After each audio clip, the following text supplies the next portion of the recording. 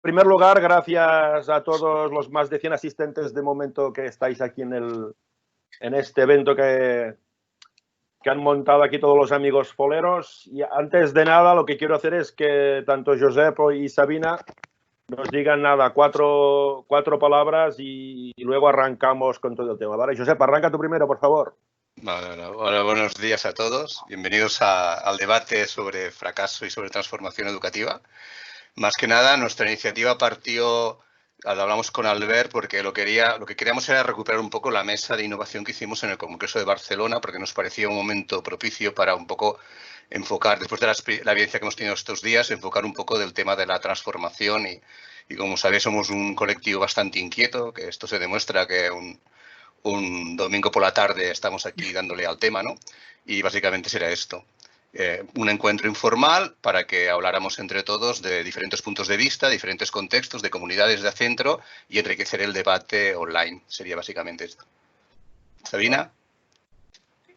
Bueno, bienvenidas, bienvenidos. Yo hace 3 años me dejé enredar, participé en aquella mesa de innovación y hace 3 años decidí que lo importante era cantar. En esta ocasión no voy a hacerlo, así que quedaos tranquilas y tranquilos y disfrutar. Deciros que además de profesores de FOL y profesoras de FOL, también hay algunos alumnos y alumnas que andan por aquí e incluso hay miembros de nuestras comunidades educativas que han querido estar acompañando a los foleros y a las foleras. Así que, bueno, espero que aprendamos todos juntos y nos transformemos, por supuesto. Vale, ¿quién ha dicho, Sabina, que no irías a cantar? Pero esta vez prometo no hacerlo. Vale. Bueno, nada, a ver, un poquito lo que vamos a hacer es un poco, como comentaba Josep, la idea de hoy es hablar un poco del fracaso y por qué lo llaman fracaso cuando realmente queremos hablar de transformación. Y un poco lo que me pidieron y cuando hablamos con Josep, que tuvimos la primera conversación, la idea es que aquí los compañeros que hay, que está Josep, está Pablo, está Eduardo, está Elena, está Sabina, está Antonio, está Paz, ¿vale? No se me ha dejado nadie ya con tanta gente aquí, Elena, ¿vale? Entonces la idea, hemos repartido una especie de preguntas para generar ese debate. A partir de ahí yo lanzaré esa pregunta y haremos un poco como un debate general, porque normalmente, como le dije a Josep, a mí me invitan o para charlar o para que modere cosas. Y cuando modero cosas, yo le digo que siempre quiero manifestar mi opinión, ¿no? Con lo cual me dije, habla tu opinión y nos la enlazas, si quieres, con lo que tú haces fuera en el mundo laboral, ¿no? Mi ocupación, bueno, muchos supongo que ya lo sabéis, me dedico a temas de emprendimiento e innovación empresarial, básicamente. En el mundo de educación hasta ahora no he hecho casi nada, ¿vale? Porque mi foco está puesto allí, ¿no? ¿Qué pasa? Que yo conocí a los foleros hará 3 años, cuando un día me llaman 2 días antes del Congreso Nacional y que me invitan si quiero ir a un congreso de FOL. Y digo, ¿FOL qué? ¿Esto qué es FOL, no? Yo pensaba en Fall in Love, supongo que debería estar enamorado en ese momento, ¿no? Y entonces me dice que teníais un congreso a cabo de 2 días y que os había fallado el conferenciante y queríais que yo viniera. Entonces, la chica que me llamó, me parece que fue Rosa a través de otra Rosa, fue un cacao allí que llegaron a través mío, y preocupados porque no tenían el dinero, presupuesto, digo, no pasa nada, yo vengo y ya lo arreglaremos luego, ¿no? Yo sabía que al ser folero sería divertido, pero sinceramente me llevé una grata sorpresa porque decidí, vale, vengo, pero hablaré del fracaso, que es lo que me es más rápido, porque lo tengo muy tocado y como yo siempre he dicho que soy un fracaso escolar y lo he publicado y lo he dicho muchas veces. Claro, y me encontré ahí 400 flipados y flipadas que les encantaba el fracaso, se aceleraran y toda la historia.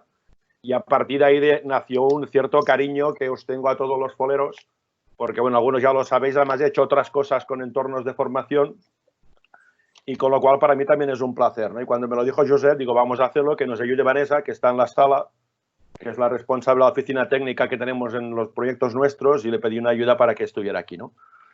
Entonces, la idea, ¿por qué clubs foleros o por qué me enganché a los foleros? Porque sois un colectivo inconformista por definición, y a mí ya sabéis que esto yo lo que lo llamo los sapiens, ¿no? Los revolucionarios, los patitos feos, que somos incómodos, pero al fin y al cabo somos los que cambiamos el mundo. al fin y al cabo está muy bien hablar de innovación e emprendimiento, pero mi crítica la he hecho muchas veces, que se habla mucho pero se transforma poco y tenemos que transformar más, y este caliz de emprendedor que tenéis, lo tenéis. Luego bueno, sois una tribu, pero realmente sois una tropa, lo que pasa es que no lo sabéis. Tropas, mejor el modelo, el de la tropa Sapiens, ¿no?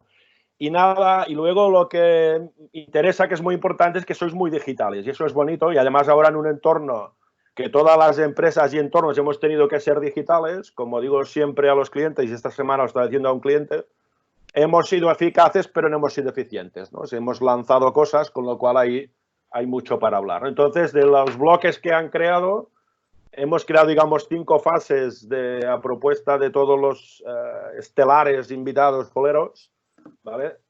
El primero hablaremos del cambio, porque realmente este COVID ha generado un entorno de cambio importante. Luego pasaremos a conflicto, porque el cambio genera conflictos. Luego hablaremos del error y del fracaso, y al final hablaremos de temas de propuestas de mejora y todo, ¿vale? Al final, para ordenar, para empezar a hablar del cambio, me gustaría preguntar a Josep Moratau, que es el que tiene la pregunta, si no voy confundido.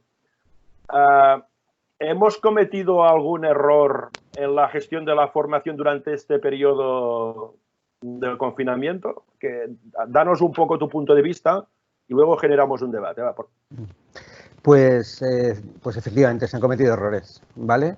Y yo creo que lo que más nos tiene que preocupar no es tanto los errores que se han cometido, porque los ha habido, tanto en temas de formación hemos cometido errores en el tiempo, en los modos, a veces incluso en las herramientas, en no tener en cuenta el perfil de alumnado que teníamos. Pero esto no nos ha de preocupar tanto, si lo que nos tiene que preocupar si hemos aprendido de eso. ¿De acuerdo? Los errores se han cometido por una cosa muy sencilla, porque esto ha sido un cambio radical. Es decir, un viernes estábamos en clase y el lunes siguiente ya no podíamos ir a las clases. Y por tanto, cuando el cambio es tan radical y uno tiene que aprender aceleradamente sobre un tema que muchas veces tiene las herramientas pero que desconocía por falta de habilidad, comete errores, ¿no? Y lo importante es ver si esto se ha aprendido de estos errores o no. Y yo os hablo incluso un poco, porque yo ahora mismo, más que impartir clases, estoy en lo que es en las oficinas centrales del Departamento de Educación, pues hemos visto que lo que se ha hecho es aprender mucho y muy rápido, ¿no? Y yo creo que esto es importante, ¿no? Ver que aunque es cierto que se han cometido errores y a veces no se sabía cuánto tiempo tenía que durar una sesión, no se sabía cuáles eran las mejores horas o los mejores términos, se ha aprendido muy rápido sobre esto, ¿no? Y yo creo que ha sido tan rápido que le hemos visto las posibilidades que tiene. Y esto hace que esta manera de hacer nueva sea algo que ha venido para quedarse. Vale, pero aquí hay un tema, si me permites. Una cosa que sea rápida no quiere decir que sea eficiente o sea ágil, ¿no? ¿Cómo quedará realmente este sistema educativo? Porque una cosa es una empresa que puede ser más o menos eficiente, se puede espabilar, porque al fin y al cabo no dejan de ser términos más cortoplacistas, ¿no? Si me apuras, pero en la educación, que tiene que ser algo más perdurable en el tiempo, ¿cómo afectará esto de la rapidez y la agilidad y todo? Bueno, lo que sí que está claro es que este sistema de online, se producirá un sistema mixto. Es decir, volveremos otra vez a las clases presenciales. No sabemos aún exactamente cómo volveremos en septiembre, por mucho que nos digan. Lo que se están haciendo son previsiones. Y os lo digo yo, que estoy en las oficinas centrales, por lo menos aquí en Cataluña, pero lo que sí que está clarísimo y lo que todo el mundo ya intuye y ve es que los sistemas online se van a incorporar a lo que serán los sistemas educativos tradicionales y por tanto se producirá un mix entre lo que sería el sistema presencial y el sistema online. Bueno, esto es un debate que está pasando y la mayoría de empresas les vendrá, ¿eh? Luego, ¿cómo enganchan todo este tema en la parte online? ¿Alguien quiere comentar algo? ¿Alguien de aquí de los invitados parlantes? ¿Alguien quiere hacer un comentario? Nada, no queréis hablar. Queréis hablar de lo vuestro, ¿eh? Solo queréis hablar de lo vuestro. Qué tíos. No, realmente lo que sí que bueno tenéis los foleros, porque he tenido la suerte de estar en entornos universitarios, entornos reglados y entornos distintos, bueno, reglados, entornos más genéricos, más los típicos de siempre. Sí que tenéis la suerte, el hecho de ser más rápidos o estar más cerca de mercado, eso sí que es una ventaja importante, ¿no? A mí lo que me preocupa un poco más, y viendo nosotros que hemos tenido gente de estudiantes en empresa, a mí lo que me preocupa es que esta formación blended, híbrida, presencial, online, acabe distanciando más la parte de la empresa, ¿no? esa es un parte preocupante, ¿no? Porque tendrán que trabajar en esta parte y el eterno debate será ahí, ¿no? Como foleros a mí no me preocupa mucho, ¿eh? Porque ya estáis más cerca del mercado, ¿no? Pero aquellos que están más difícil es un poquito más preocupante, ¿no? Sí, pero yo sí que quiero comentar una cosa, que por mucho que haya un entorno digital que está muy bien, que está para descubrir, o sea, la parte emocional de la formación no se contempla en un entorno digital.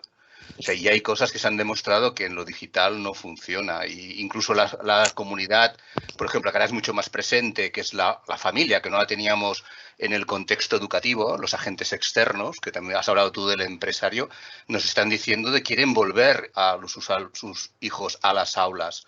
Entonces, lo digital está para completar aquella labor presencial que es la que funciona y la que realmente yo puedo emocionar posiblemente tocando a mis alumnos y mirándoles a los ojos y no en una pantalla.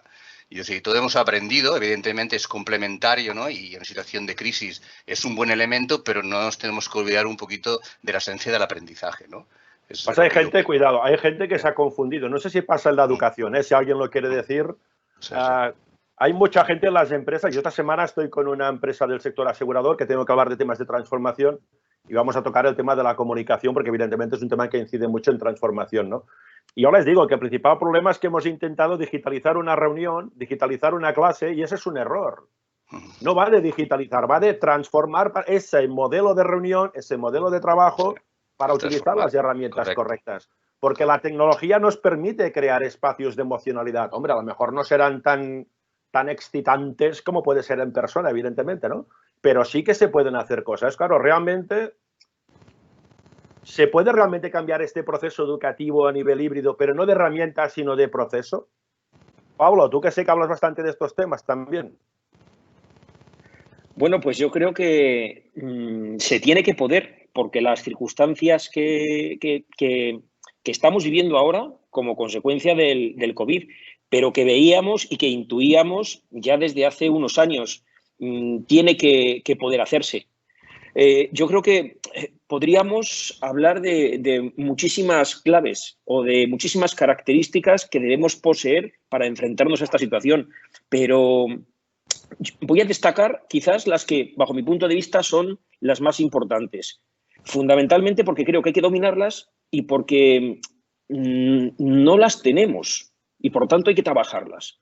En primer lugar, yo destacaría la mentalidad flexible, que queda muy bien decirlo y que todo el mundo lo entiende, pero que después llevarlo a la práctica es realmente complicado. ¿Y por qué? Pues porque hablamos de mentalidad flexible para responder a lo que vivimos, y lo que vivimos es incertidumbre y cada vez un cambio mucho más rápido. Entonces, bueno, la incertidumbre no nos gusta y no nos sentimos cómodos, y la incertidumbre nos obliga a dominar muchas habilidades. La más importante es la que estoy diciendo, la de la mentalidad flexible.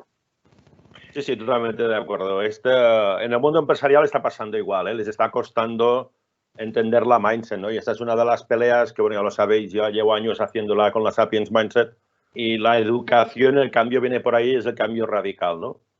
¿Alguien más quiere comentar algo de esto? Sí, ¿quién iba a decir algo? En este sentido, sí, es que yo quería completar la idea porque vale. hablo de mentalidad flexible y hablo de la característica que creo que nos ha tocado vivir, y es la agilidad, ¿no? Pero la agilidad no entendida como conseguir resultados a corto plazo. Decíamos antes, actuar rápido y conseguir resultados a corto plazo. Yo entiendo la agilidad como la capacidad para generar pasión, espíritu, entusiasmo y creernos realmente que es así como debe trabajarse. Junto con esta, obviamente, otra habilidad que venimos defendiendo los foleros, y los que somos de administración de empresas, también otra fundamental, como es la creatividad.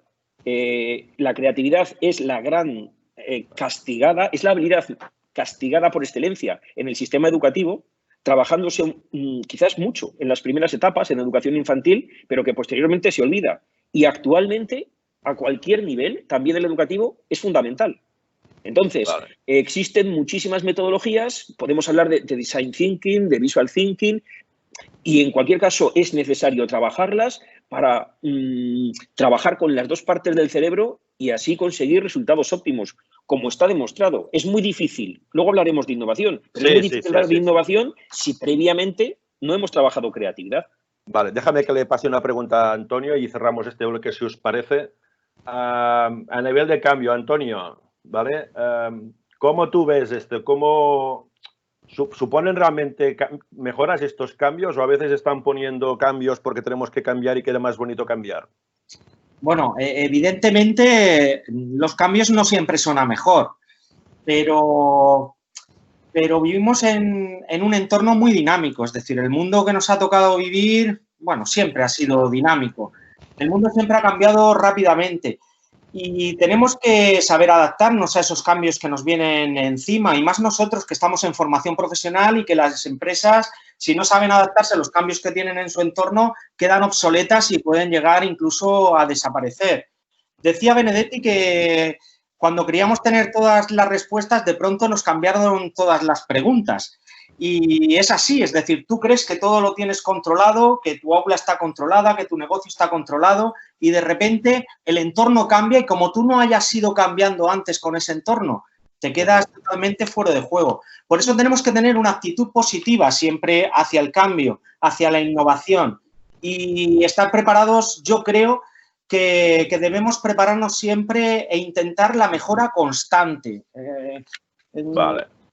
Es decir, siempre podemos mejorar lo que estamos haciendo y tenemos que ir, pues eso, adaptándonos al entorno e intentar mejorar ese entorno. Vale. A partir de ahí, cuando hemos hablado de cambios, si os fijáis, a veces hablamos del cambio como si fuera algo súper nuevo, como si fuera la leche, ¿no? Pero solo hace falta que miremos al siglo III a.C., que Heráclito dijo que lo único permanente era el cambio. O sea, realmente hemos cambiado tanto, nos hemos mentado que no hemos sabido utilizar esas herramientas o ese procedimiento o todo lo que pasa. Lo que está claro es que cuando hay un cambio, salen conflictos. De esos conflictos, vamos a la parte 2, es un poco porque esos conflictos destapan muchas cosas, ¿vale? Y así donde tienen que salir, pues lo que son nuevas metodologías, nuevos procedimientos, nuevas pautas para gestionar todo esto, ¿no? Entonces aquí básicamente hay dos preguntas que quiero hacer, ¿vale? Primero una es para Pablo y otra también es para Antonio, ¿vale? Para Pablo, ahí yo creo que, bueno, un poco pinta, ¿se está innovando por moda o se está innovando por transformar, ¿no? Hay mucha gente que habla de innovar y al final se transforma poco, ¿no? Dinos tu punto de vista, a ver qué piensas esto, ¿eh? ¿Se innova por moda o por transformar realmente? Bueno, pues yo creo que en primer lugar tenemos que innovar porque lo estamos diciendo todos, es una idea que estamos repitiendo. Si todo cambia, tenemos que cambiar. Y para ello entonces hay que hacer cosas mejores, más eficientes y que aporten más valor. Pero antes de nada me gustaría decir que hay que innovar porque la normativa nos dice que tenemos que innovar. O sea que primero hay un mandato legal. La LOMCE, cuando regula las funciones del profesorado, así lo señala. Pero el ROC, cuando regula las competencias de los departamentos didácticos, también lo señala. En cualquier caso, fijaos, si tenemos en cuenta informes como el informe Horizon del 2017 o el Plan Estratégico ISO para el 2018, es decir, informes que nos marcan las tendencias educativas y tecnológicas, nos ponen de manifiesto claramente que tenemos que innovar. O sea que no hay más opciones. No hay. Entonces, en ese sentido, y ahora ya entrando un poco con lo que es la opinión personal, sí. Pues, a ver, habría que separar entre lo que se dice, claro, es que a todo se le llama innovar ahora, a todo se le llama innovar, pero hay una cuestión que para mí marca la diferencia. Por mucha formación que haya o por muchos, ahora hemos celebrado recientemente uno, por muchos hackatones que hagamos, si después todo esto no va acompañado de acción, realmente no estamos hablando de innovación. O sea, a fin y al cabo piensas que estamos hablando más de moda que de hechos reales. A fin y al cabo opinas esto. No, pienso que hay de todo, pero que ahora mismo, claro, ahora mismo como se ha puesto de moda el tema de la innovación, nos encontramos con lo que se llama el teatro de la innovación, como que todo vale, como que... Y por otra parte, sin embargo, yo quiero destacar, por una parte, que tiene que haber acción. Eso es lo primero. Y lo segundo, yo creo que una cosa que también debe quedar clara es que en innovación no vale copiar y pegar. En innovación ahora mismo contamos con muchísimas herramientas para poder innovar.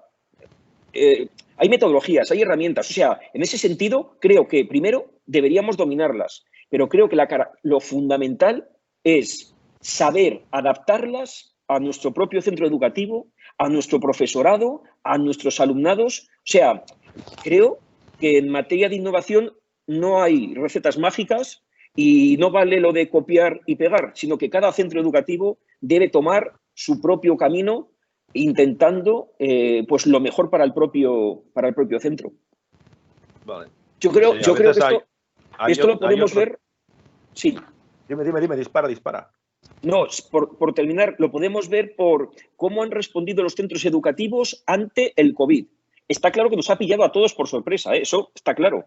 Pero en función de tu centro y en función de cómo estabas preparado, hay centros que tenían, en función de su profesorado fundamentalmente, aunque también del alumnado, pero hay algunos que estaban más preparados. Si tienes mayor competencia digital, tanto por parte del profesorado como por parte del alumnado, en teoría, a pesar del cambio, lo has tenido más... No es fácil, ¿eh? Cuidado, que no estoy diciendo que no es fácil en ningún caso, pero ha sido un poco más fácil adaptarse. Pues lo que está claro es que sí. a nivel de innovación se habla mucho de innovar y de copiar. A veces lo que tenemos que hacer nos tiene que servir de inspiración para coger ideas y a partir de ahí evolucionarlas realmente, ¿no? Un día estaba con Lluís Llongueras en una entrevista que le hice y me hablaba, ¿no? Dice, innovar no, inspirar, o sea, copiar no, inspirar sí, ¿no? Eso es. Vaya. Oye, María de la Paz, que te tengo en medio de la pantalla, dinos algo, ¿cómo ves esto? Al micro. No es que te cante el pajaritos, solo te hago el micro, Sí. Yo es que, vamos, estoy completamente de acuerdo. Sí que creo que a veces esto de la moda de innovar nos lleva a hacer, me ha gustado esa expresión que ha utilizado Pablo del teatro de la innovación, porque creo que muchas veces hacemos cosas que nos resultan muy innovadoras o nos resultan muy creativas y al final hay poco aprendizaje detrás, ¿no? Y yo creo que esto además viene por falta del tema de la evaluación. Yo esto creo que es muy importante, el evaluar que nuestros procesos de enseñanza-aprendizaje, por muy espectaculares que sean o por muy así que sean, verdaderamente traen un aprendizaje detrás, ¿no? Porque si no, al final estamos cayendo en una frase que yo una vez escuché, no me acuerdo quién fue el autor, pero me impresionó muchísimo, que es, durante muchos años, yo hacía como que enseñaba y mis alumnos hacían como que aprendían, ¿no? Entonces, todo eso pasa por evaluar y porque la evaluación se convierta de alguna manera en el instrumento de mejora y que no sea una evaluación, como a mí me gusta llamarla, una evaluación post-mortem o una evaluación de estas autopsia. Oiga, mire, al final del curso, la causa de la muerte, oiga, pero esto no me lo podían haber dicho antes. Es decir, una evaluación que sea continua y que sea absolutamente desde el principio del proceso y un acompañamiento absolutamente continuo, ¿no? O sea, yo creo que pasa también por ahí, ¿no? El tema del cambio y el evaluar si esos cambios que estamos haciendo o esas cosas que suenan muy innovadoras llevan aprendizaje al final, que es lo más importante, ¿no? Bueno, ahí has dado una clave y me gusta mucho porque una cosa que me pasaba a mí cuando empezaba a hablar de innovación y de emprendimiento y de transformación, claro, yo que venía del emprendimiento, claro, me pagaban para dar palabras y dar charlas, ¿no? Que eso está muy bien realmente, ¿no? Pero luego, cuando vas a grandes empresas, yo estaba grabando un vídeo que lo colgaré un día de estos, claro, y yo al final decía, vale, pero ¿cómo se evalúa mi trabajo? ¿Y cómo se evalúa el impacto que yo hago con los participantes? Porque me pagan una pasta o vienen de ese, ¿cómo puedo hacer? Entonces, nosotros lo que fuimos, yo creo que es una revolución, es un tema importante, nos fuimos a desarrollar una cosa que ya he anunciado, que ya estoy haciendo y cuento, es añadir el People Analytics a los procesos de formación y de transformación. Entonces, claro, ahí lo mides muy bestia, ¿no? Claro, el problema es que cuando tú inicias un proceso de evaluación, el que es evaluado tiene que tener narices para asumirlo. Claro, es que yo creo que... ¿Tienen los profesores las ganas de que alguien les juzgue? Ahí lo dejo, ¿eh? Contesta, tira. Sí, claro, a ver, es que yo creo que al final el ejercicio... El problema de la evaluación es que lo hemos asimilado a la calificación y yo creo que no tiene nada que ver. La evaluación es todo el proceso. Al final la calificación es una cosa que, bueno, a veces aciertas o no aciertas, pero bueno, es como una especie de final de un proceso, ¿no? Entonces yo sí que creo que la evaluación en realidad es un regalo. De hecho, etimológicamente la palabra evaluación viene de un verbo latino que es el verbo valere, o sea, viene de una palabra francesa antigua, pero bueno, viene de valere que significa ser fuerte. Entonces, al final, la evaluación para mí es un regalo. La evaluación es un acompañamiento, es un acompañar al alumnado y decir, mira, por aquí sí, por aquí no, pero también un regalo para el propio profesor. Yo me acuerdo que cuando empecé a dar clase me sentía muy orgullosa el primero y el segundo año porque yo me hacía una evaluación así anónima para que mis alumnos al final de curso me evaluaran, mi proceso de enseñanza-aprendizaje, hasta que de repente dije, pero si yo misma me estoy haciendo evaluaciones autopsia, o sea, esto valdrá para los del año que viene. Digo, ¿pero en qué momento? Y ahora, o sea, desde hace muchísimos años, yo mi evaluación la hago desde el primer trimestre, porque todo aquello que haya que ir ajustando y encajando, que se haga desde el primer trimestre con aquellos alumnos con los que estoy, no con los del año que viene, ¿no? Entonces, sí creo que la evaluación tendríamos que cambiarle el concepto porque al final la evaluación es un regalo, debería ser el instrumento, un instrumento de mejora continua y sobre todo enseñar al alumnado, o sea, yo creo que es importantísimo enseñar al alumnado un camino para que luego el alumnado independientemente sea capaz de autoevaluarse. Yo tengo unas herramientas de manera que ellos aprenden y al final cuando yo no esté, cuando no haya nadie en el aula, ellos y en el futuro aprendan a autoevaluarse. Es muy importante, ¿no? Porque es que al final... Sí. En este sentido me gustaría... Este fin de semana han hecho un reportaje en La Vanguardia, han hecho del Xavier López, que es un director de una escuela innovadora aquí de Cataluña, del Octavi Paz, y le hicieron la pregunta de cómo podíamos preparar a los niños en una situación de incertidumbre. Y llegó a la conclusión, después de una reflexión muy profunda, que tenían que tener fortaleza y espíritu de superación. O sea, los tenemos que preparar para eso, precisamente lo que dices tú. O sea, la evaluación es para fortalecerte y luego ser independiente a una situación de incertidumbre económica, moral y sanitaria. Y no tenemos que perder el enfoque de estamos formando a futuros ciudadanos, ¿no? En este caso en FP, profesionales, ¿no? Pues que al fin y al cabo llega un poco con lo que decía antes Pablo. Y un día lo hablaba, bueno, yo voy muy a menudo a monasterios, hablaba con un monje, hablaba de estas tomas de decisiones y al fin y al cabo solo hay una manera de aprender y transformarte que es a base de acción. Si hago me puedo equivocar y tiene que haber un proceso de evaluación que sea continuado para hacerlo, ¿no? Antonio, una pregunta. Antonio Guirao, ¿hay alguna práctica docente que haya ayudado a gestionar los errores entre profesores y alumnado, errores propios? Sí, claro. Paz estaba hablando, por ejemplo, de una fundamental, que es la evaluación continuada de todo lo que hacemos. Es decir, es muy importante que cada vez que introducimos un cambio, pues que aprendamos a evaluar lo que veamos, si nos hemos equivocado, si vale la pena volver a intentarlo, si no, qué cosas hay que cambiar.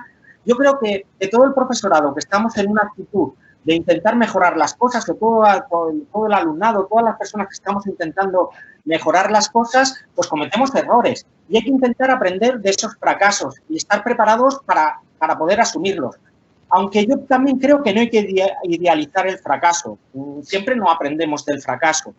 Yo, por lo menos, lo que creo es que tenemos que fijarnos unas metas, unos métodos y unos plazos que sean realistas. Y para esos metas a largo plazo, pues tenemos que ir fijando objetivos a corto que podamos ir midiendo. Y hemos hablado antes de que el cambio está aquí para quedarse, bueno, que llevamos hablando de cambios desde hace muchísimos siglos y que innovar es necesario. Y, por lo tanto, como la innovación continua es necesaria, tenemos que aprender a gestionar el error. Hay que planear bien los cambios también, es decir, no debemos ir enfocados hacia el fracaso, lo que tenemos que intentar es que el fracaso no se produzca. Pero a mí hay un método que me gusta mucho, que es el de Eric Ries, de Lean Startup, el pivotar, ¿de acuerdo? Es introducir pequeños cambios. Cuando estamos en nuestra zona de confort, vamos introduciendo un pequeño cambio y si la cosa va mal, pues volvemos a nuestra zona de confort y analizamos por qué ha ido mal la cosa. Si tenemos que volver a probarlo, si no vale la pena, si hacemos otra cosa y si el cambio va bien, ampliamos esa zona de confort. Pero a veces los cambios que realizamos tienen que ser grandes, no pueden ser pequeños. Necesitamos hacer una evaluación continua, como ha dicho Paz, de todo lo que vamos haciendo. Y luego una cosa muy importante es el feedback. El feedback que podemos recibir de críticas. Por ejemplo, yo que llevo bastantes años trabajando con el aprendizaje a través de vídeos, pues, por ejemplo, yo recuerdo en los primeros vídeos que hice en 2015, un chaval que además no venía a clase ni nada, aparece por ahí un día y dice, Antonio, he visto un vídeo tuyo y vaya rollo, no hay quien se lo trague. Era de los primeros que había hecho. Me aconsejó que viera algún youtuber y me dio algún nombre, oye, y le eché un vistazo y la verdad que los vídeos que hice después mejoraron un poco, sobre todo en la chispa, en la forma de hablar, de acuerdo, en mantener la atención del alumnado. Luego, a mí me gusta también hablar con el alumnado, ir haciendo preguntas. Es muy bueno solicitar el consejo del alumno, algo. Porque, por ejemplo, también con los vídeos también, por ejemplo, al principio utilizaba diapositivas con esquemas y ellos me dijeron, no, Antonio, aprendemos más cuando hacen los vídeos con poca información en pantalla, con dibujitos y cosas, así nos obliga a estar más pendiente de la información para después responder las preguntas que nos vas haciendo. Luego, por ejemplo, hablando sobre el alumnado, sobre cómo gestionar los errores del alumnado y todo eso, a mí me gusta hacerlo de una forma transversal, en todas las actividades que vamos haciendo, los proyectos. Yo solo, al utilizar la metodología de clase invertida, suelo actuar como guía en clase, entonces les voy resolviendo todos los trabajos, todo eso, y no les pongo una nota del trabajo que ponen, sino que va llevando una evolución. Por ejemplo, me presentan un currículum y le digo, mira, este currículum, ¿tú crees que va a llamar la atención de un empresario más que otro? Y lo vamos cambiando, por ejemplo, sus perfiles en LinkedIn, pues esa foto, por favor, no es una foto muy profesional. Y luego, por ejemplo, en empresa, bueno, en FOL también, pues todo el tema de trabajo en equipo, le suelo poner también un vídeo que va muy bien, que algunos catalanes imagino que conoceréis bien, el de cuando Guardiola estaba de entrenador del Fútbol Club Barcelona. Hay un vídeo que está muy bien, que les colocó, creo que fue antes de la final de Roma, en el que están subiendo los Castellers en la Catedral de Girona, están subiendo las escaleras y la torre de repente se viene abajo. Y cuando parece que todo va mal y tal, de repente, oye, se levanta la torre y consigue llegar hasta arriba y es súper emocionante ese vídeo. Y se aprende, es decir, hay que aprender de los errores y cuando tienes un error y caes, tienes que levantarte con más fuerza. En empresa e iniciativa emprendedora también me gusta mucho trabajar el tema del error. Vemos actividades de ampliación por todo el tema de actitud emprendedora, de la innovación constante, de Lean Startup y nada, y toda esta temática. Y sí, yo creo que hay algunas prácticas que sí que estamos introduciendo para gestionar los errores. Y tenemos que perder, y hay que hacerlo mejor aún, es decir, hay que animar, hay que mejorar esa gestión del error, que el alumnado aprenda a gestionarlo en el futuro. Vale. Porque se aprende mucho de los errores. Muy bien, muy bien. Vale, entonces ya veis que el error, ya saltamos a la parte del error. Evidentemente el error es algo que está inherente. Sabina quería decir algo, que había levantado la mano antes de que haga el salto. Nos quiere cantar una canción, Sabina. Mira, yo he escuchado a Paz hablando del tema de evaluación y creo que sería muy interesante en esa autoevaluación que hace el profesor de sí mismo, la profesora. Hay un estudio de un señor que se llama John Hattie, que lo he colgado en Twitter con el hashtag de CV Fracasionar, por si alguien le quiere echar un vistazo, porque merece la pena, porque los profes aprendemos desde el conocimiento y basado en evidencia nos ponen por delante qué funciona y qué no funciona. Y entonces, aunque es verdad que hay veces que te impulsa a hacer ciertas cosas, pues la moda o tus propios gustos, si analizas este listado, oye, pues algo de esfuerzo baldío te puedes ahorrar, ¿vale? Eso era lo único que quería comentaros. Pero yo estoy triste porque no me lo has explicado cantando, que esto hubiera sido la leche. Vale, saltamos al fracaso, que es un tema que es el antecedente del fracaso muchas veces. Y ahí lo que me gustaría preguntar a Elena, ¿vale? ¿Cómo vive el alumnado? Hemos hablado de profesores y de herramientas, alguna cosa del alumno. Lo que es importante es la voz del cliente, la voz del usuario, ¿vale? Entonces, ¿cómo vive el alumnado realmente el proceso de aprender a través del error, ¿no? ¿Qué opinas? Sí. ¿Cómo lo ves? Y luego compartimos y te contaré una experiencia que tuve que me gustó mucho. Dime, dispara. Pues mira, lo primero que tenemos que decirles nosotros en clase a nuestros alumnos, porque nosotros somos los que marcamos las reglas del juego en el aula, es decir, como profesores tenemos que dejarles muy claro cómo entendemos nosotros el error. Aclararles de manera explícita que en mi clase los errores están permitidos. Lo que no podemos es crear un clima de aula amenazador donde el error se sienta como una fuente de angustia, sino que ellos sepan que entendemos que el error es útil como fuente de aprendizaje. Si en todas las etapas educativas pues el aprendizaje repetitivo no tiene sentido, pues imaginaos en formación profesional, donde tienen que adquirir competencias profesionales.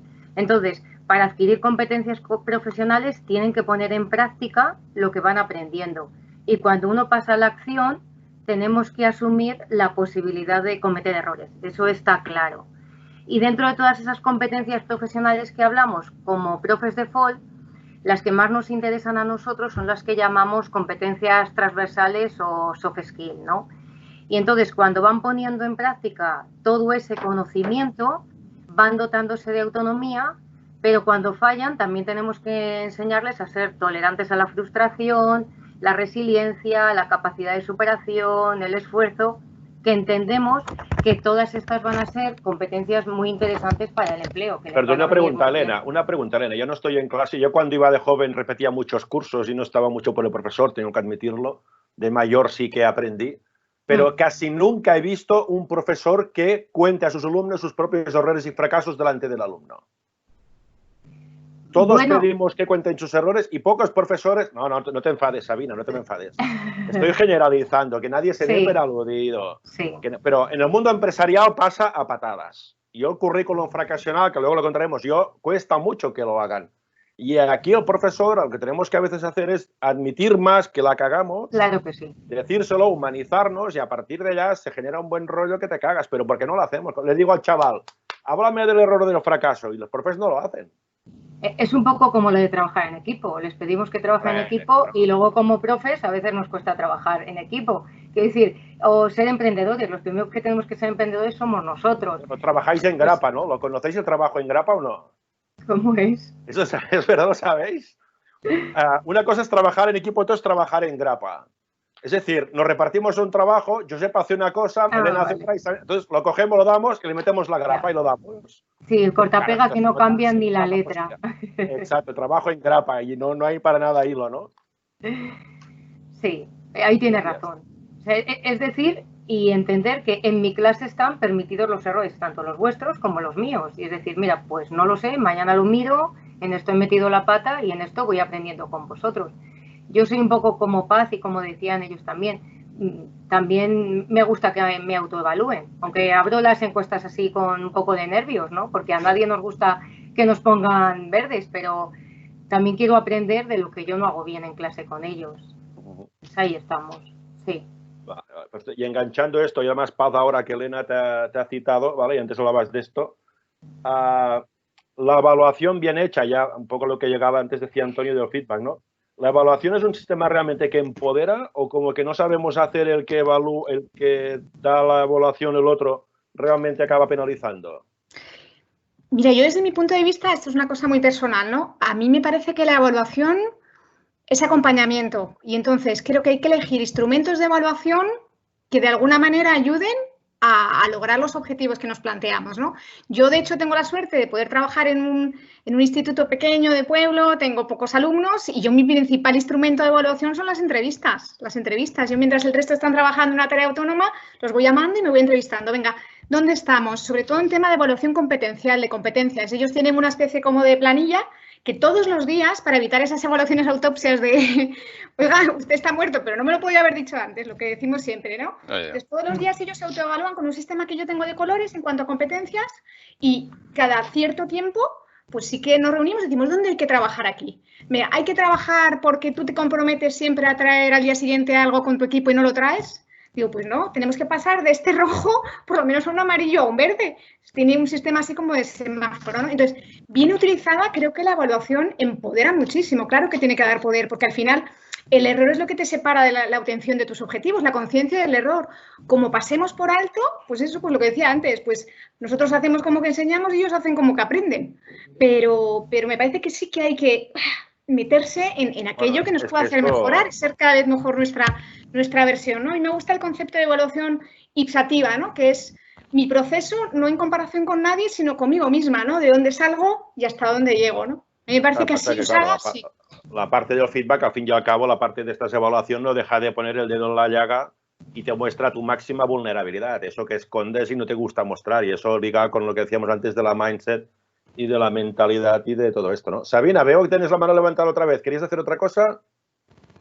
No, es que antes me ha dicho, no quiero hablar mucho, todo el rato la mano levantada, digo, otra vez aquí. Vale, te la quitamos, que la veía otra vez. Vale, Albert, dime, sí. Mira, yo es que quería, con el tema de la evaluación es una cosa que creo que es muy importante, porque al final, decía Maripaz, la evaluación es un regalo. Yo creo que más que un regalo es un instrumento de aprendizaje. Es decir, la pregunta que me tengo que hacer con la evaluación es que cuando yo pongo evaluación, ¿aprendo sí o no? Si no aprendo con esa evaluación, no es una buena evaluación. Será una calificación, será una clasificación, una ordenación, pero no será un instrumento de evaluación, porque la evaluación es un instrumento, tiene que formar parte del aprendizaje.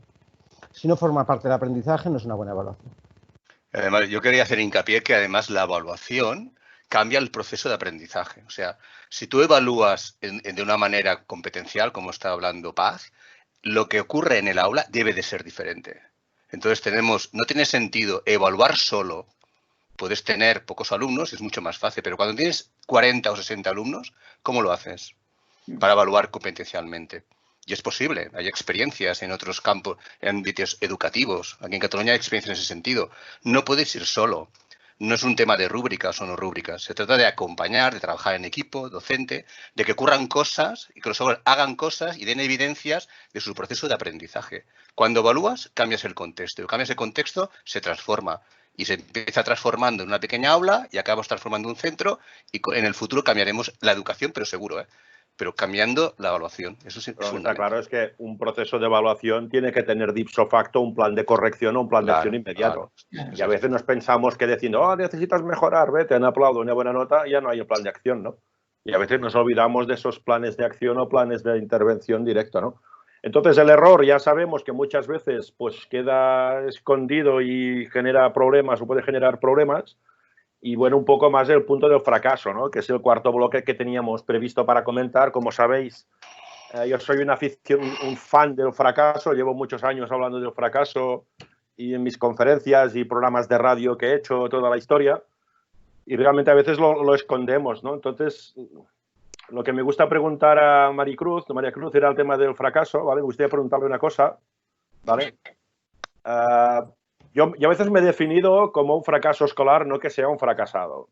Porque yo, como lo dije en alguna conferencia, los que todos estáis en la sala pintáis canas, ya tenéis una edad, sois de la generación de BUP como yo, ¿vale? Yo hice primero de BUP, segundo, tercero COU, suspendí COU, no pude entrar en selectividad y a partir de ahí me generé una parte de fracaso. Entonces, cuéntanos tú realmente si este COVID-19 crees que generará más fracaso escolar. Yo personalmente creo que el sistema educativo en general en España, bueno, nuestro sistema educativo está fracasado.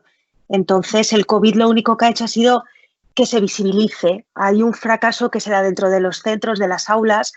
¿Por qué se da fracaso? Porque es un sistema de talla única, que tiene que servir para todos igual, que manda el mismo tipo de ejercicios, que hace el mismo tipo de tareas, que tiene las mismas metodologías y que no se adapta.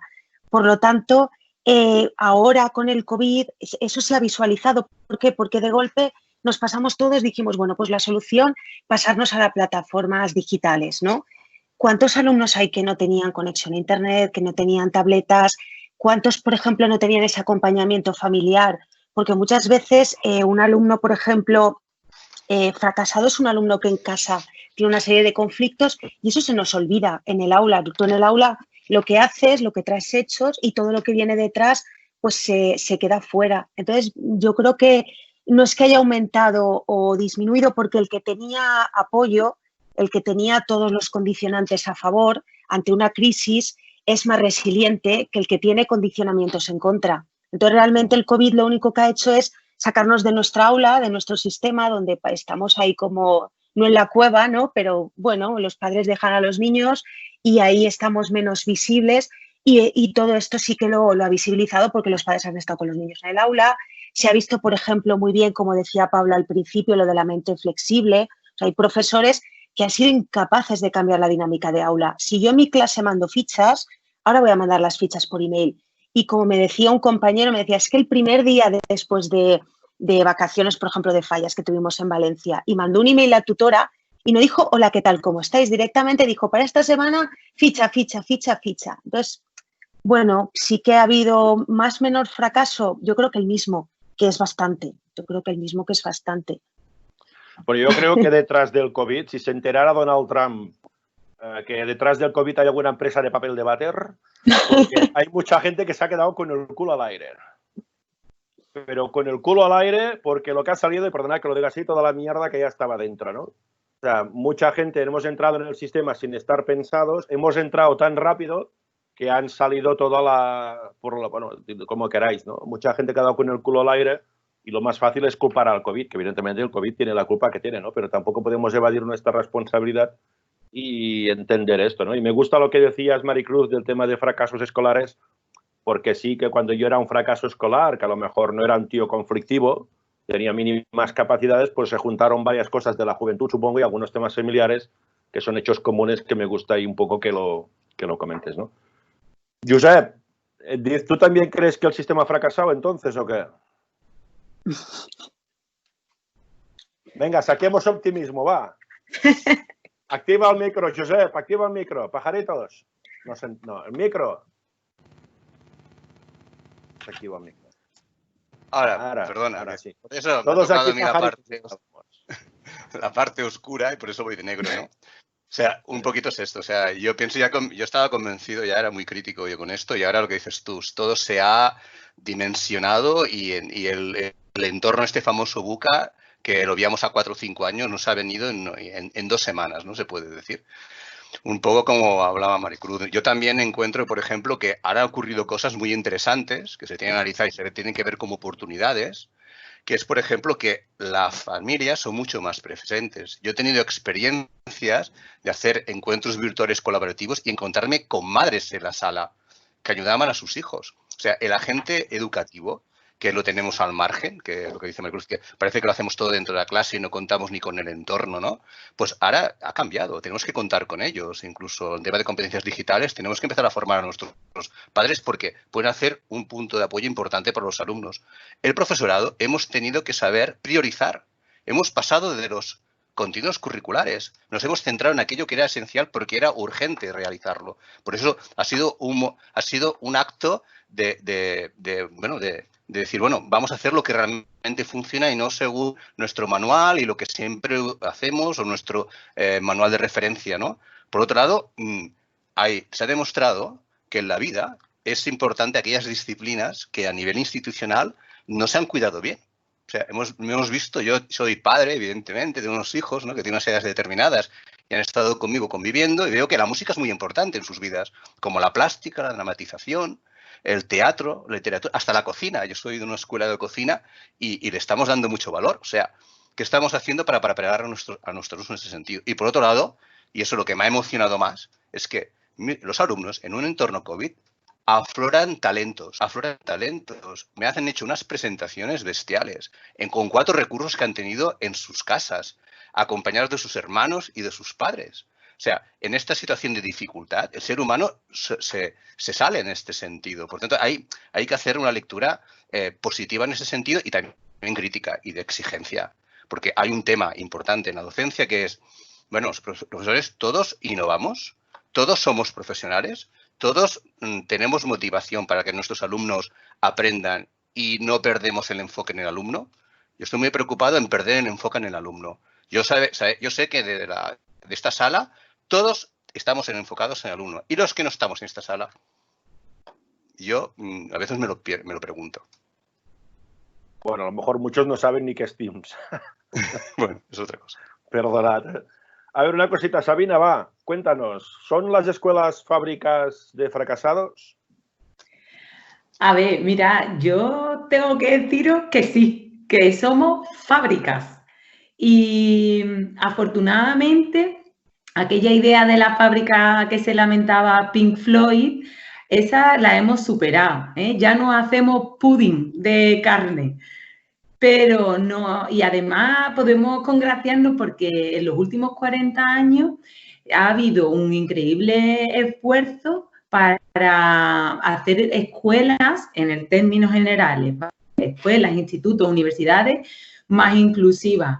Pero tengo que deciros que seguimos siendo fábrica, seguimos teniendo un puntito a la hora de tomar decisiones muy utilitarista y creo que deberíamos pasar a criterios más humanistas. Yo, además, si dispuestos a mirar al mundo empresarial, y eso creo que tú puedes ilustrarnos fenomenal, creo que nos confundimos. Estamos acudiendo, por ejemplo, al tema de los sellos de calidad, los sellos de excelencia.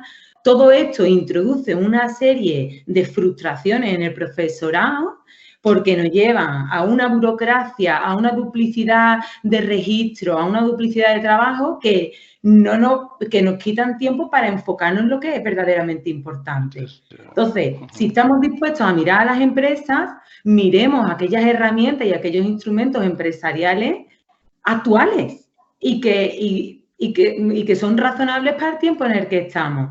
Yo, por ejemplo, aquí ha citado Pablo el tema de metodologías ágiles. Yo introduciría el tema de las visualizaciones de datos, el Big Data. Yo introduciría el tema del diseño mediante metodología de la experiencia del usuario. Pero es más, es que quiero ir más lejos, es que creo que no deberíamos mirar a las empresas. Es que hay muchísimas instituciones a nuestro alrededor que tratan con personas y que lo hacen fantásticamente bien y de las que podríamos aprender y transformarnos en las escuelas. Y ahí yo me he apuntado a algunas. Creo que hay que mirar a los museos, creo que hay que mirar a los centros cívicos, a los centros de entrenamiento, talleres de artes plásticas, laboratorios de investigación, hasta, si me apuráis, parques de atracciones. Todos estos organismos plantean 1000 recursos que, bien llevados, pueden facilitarnos primero, analizar el problema que estamos enfrentando porque hemos fracasado y, segundo, plantear soluciones apropiadas. Entonces, fábrica, Albert, sí. De fracasados, no. Y te respondo porque me han respondido mis alumnos y mis alumnas, que no sé si habrá alguno todavía por aquí, y ellos me lo han dicho. No, somos fracasados. Un alumno y una alumna de FP a los que socialmente muchas veces se les ha entendido como gente que no ha pasado una criba y que accede a un sistema complementario, subsidiario, etc., esos alumnos se sienten que han trabajado su talento, sienten que nosotros les hemos hecho desarrollarse. El fracaso viene, ellos lo que me han dicho a mí es que el fracaso viene cuando no pueden ejercer su profesión porque no encuentran trabajo.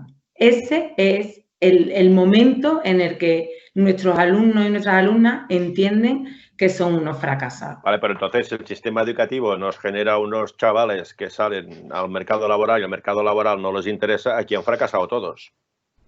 Porque la empresa tampoco ha sabido interpretar o hablar con la escuela para qué perfiles necesitan, ¿no?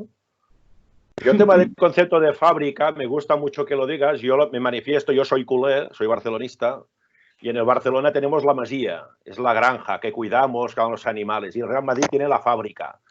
O sea, ahí hay una diferencia importante, ¿no?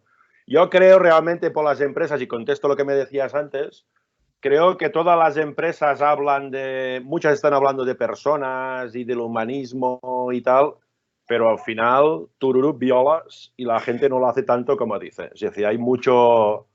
Antes decíais el teatro de la innovación. A veces yo me atrevo a decir que hasta parece el zoo de la innovación o el zoo de las personas, ¿eh? Porque tú miras Twitter y muchos recursos humanos y personas y design thinking y personal branding, y se olvidan de la esencia de esa persona y ayudar a esa persona, ¿no? Es un tema general que tenemos que hacer y trabajar, ¿no? Y lo que decíais ahora vosotros antes del mundo empresarial, del error y del fracaso, yo empecé en el año 2012 a hacer estas conferencias de fracaso en empresas y en ninguna empresa los jefes tenían cojones de salir. Me tuve que ir a México y a México salían los directores generales y ahora la gente está a empezar a salir, ¿no? Con lo cual, creo en el mundo empresarial porque se puede hacer cosas, pero cuando he ido con jóvenes, los profesores estabais todos flipados en el congreso. Ahí me venían a buscar y el currículum fracasional les encantaba. Pero hace 3 meses, bueno, un mes antes del confinamiento, estuve en un instituto, bueno, en un evento en un instituto en Cornellá y habían 500 chavales. Yo expliqué mi currículum fracasional, hice show, salieron 20 o 30 tíos, querían salir todos. Hostia, ¿cómo no tenemos que creer en estos chavales? Que tenemos que ayudarles. Que yo de joven a mí nadie me enseñó a decir mi fracaso, pero yo lo sufrí, pierdes amigos, hay cosas que no entiendes. Y digo, hostia, yo salí, pero no era pasada, salieron 20 o 30. Y digo, coño, a que vengan los directores generales, los del mundo de la empresa, que tenemos que entrar. Entonces, si lo hacen porque lo hago yo, puede ser, pero como que es método, todos los profesores y empresarios podemos utilizarlo. Entonces, o lo ponemos o tenemos complicado. Y lo que también me preguntabas de las técnicas que utilizabais, y decía antes también Pablo, yo soy bastante crítico y está publicado, ¿eh? Yo creo que sí que tenemos que hablar de Design Thinking, sí que tenemos que hablar de Agile, sí que tenemos que hablar de Lean Startup, pero a veces nos olvidamos de ir a la esencia del cambio que tenemos que hacer, de salir de la zona de confort, de replantearnos cosas. Y yo soy muy fan de no sé si lo conocéis, que se llama Jorge Wagensberg. Era un científico español que falleció hace 2 años. Es un sabio, lo tenéis que estudiar por las redes. Y él hablaba, era el que creó Cosmocaixa. Y él hablaba de los museos como centros de conocimiento y de aprendizaje en entornos, ¿no? Y a mi sobrina, que tuvo que hacer un TFG, le estuve ayudando de cómo la educación llega a las escuelas, ¿no? Con lo cual, herramientas hay, no nos quejemos de herramientas. Como decía Pablo, cambiemos el cerebro de una, y perdona que lo diga, de una puñetera vez y vemos que el cambio está en esta parte, ¿no? Y opciones hay muchas. Tampoco queramos pensar que cambiaremos todo el sistema educativo, tampoco seamos tan ilusos de que lo podremos cambiar, ¿no? Pero paso a paso. De todas maneras, el tema de los fracasados o del fracaso, que creo que son una cuestión de interpretación, ¿no? Es un matiz muy importante, ¿eh? Sí, claro. Yo no soy un fracasado. Vale, fracasado, pero coño, no soy un fracasado. Claro, pero al alumnado le encanta. O sea, tenemos, por lo menos estas generaciones nuevas, tienen una relación con el fracaso como si fuera el picante, ¿no? Esa idea de que te gusta, pero lo justo. Y entonces... Yo no lo tengo tan claro, y perdona que discrepe, no lo tengo tan claro, ¿eh? Yo entre este COVID con Vanessa y mi equipo nos hemos dedicado a explorar cómo podíamos ayudar al mundo educativo. Me he puesto, claro, como ya hemos hecho una inversión muy grande en el mundo de empresa, ¿cómo lo podemos capitalizar? Me he encontrado cosas que he presentado a la administración pública y me han dicho que no se puede comprar porque solo compran horas. Eso para empezar. Me he encontrado institutos que me quieren hablar de fracaso. Y cuando he ido a hablar a chavales jóvenes, le pedí a mi sobrina que me juntara 10 amigos suyos y tuve un Jitsi, bueno, descubrí Jitsi porque los jóvenes van a Jitsi, y habían 10, 15 chavales y nadie les había preguntado del fracaso ni analizar. Nadie. Albert, de 18 a 22 años. ¿Eh? De verdad. Ellos están por ahí, a ver si podéis usar el hashtag. Hay una cosa que hay que trabajar y es el tema de las biografías, de los referentes.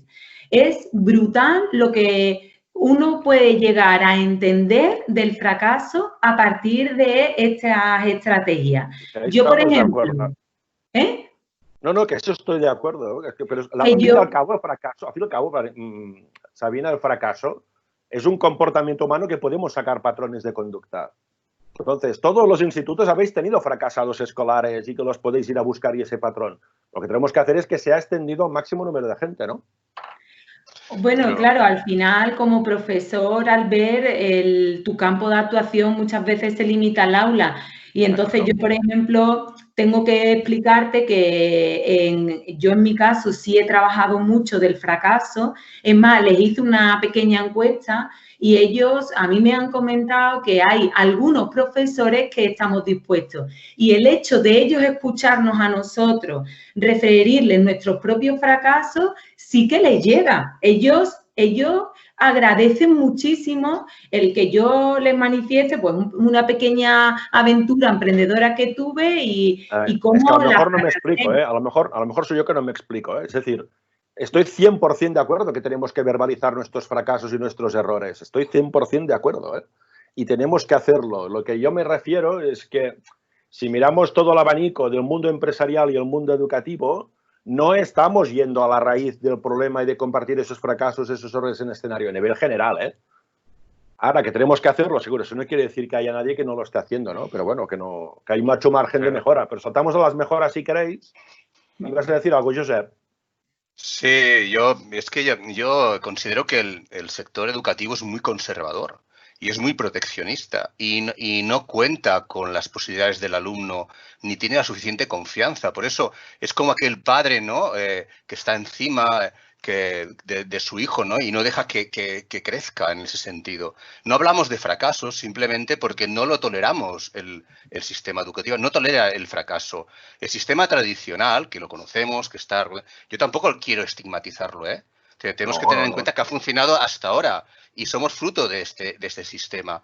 Pero hay profesores que se quedan en su método y no van más allá y tienen que pasar y estamos replicando los modelos del profesor. O sea, yo posiblemente me puedo dedicar a fabricar farreñitos pequeñitos, que no sé si serán buenos o malos, pero luego es el tema de la visión. O sea, el profesor ha de cambiar de su rol. Yo lo que he aprendido estos últimos años es desaprender. O sea, ese ejercicio de quitarte las miserias, eso es importante. Y yo pienso que en este colectivo nuestro de foleros y gente que hemos aprendido a quitarnos la chaqueta. Y hay gente que le cuesta quitarse la chaqueta. Porque nos preferimos un entorno. Por eso dices, ¿por qué la gente recurre todavía a los exámenes? Porque no tienen sentido. ¿Por qué no recurren a las competencias? Buscan cualquier pretexto para no hacerlo. Porque es seguro, es un entorno seguro y fácil. Y los tiempos no están para cosas fáciles, están para arriesgarse y transformar. Vale, una cosita antes. Maricruz, ¿quieres comentar algo? Habías levantado la mano, por favor. Sí, yo quería comentar que evidentemente cuando hablamos de fracaso y de cambio estamos incidiendo mucho en lo micro, en el profesor y en el aula, pero nosotros formamos parte de un sistema mucho más macro y que ahí, por lo que tú comentabas de ir a la base, o sea, no vamos a atajar el fracaso si desde la administración no se ponen medidas que incidan y que busquen la causa de ese fracaso, porque todo lo demás eran parches. Y lo que nosotros acabamos haciendo en el aula, aunque yo considero que es importante, porque muchas veces pues es un año, tú puedes hacer un cambio en un alumno en positivo en un curso, pero la idea no es ir a lo micro, la idea sería cambiar el sistema, o sea, ver, como dices, cuáles son las bases de ese... Y cambiar el sistema no lo cambiamos los profesores.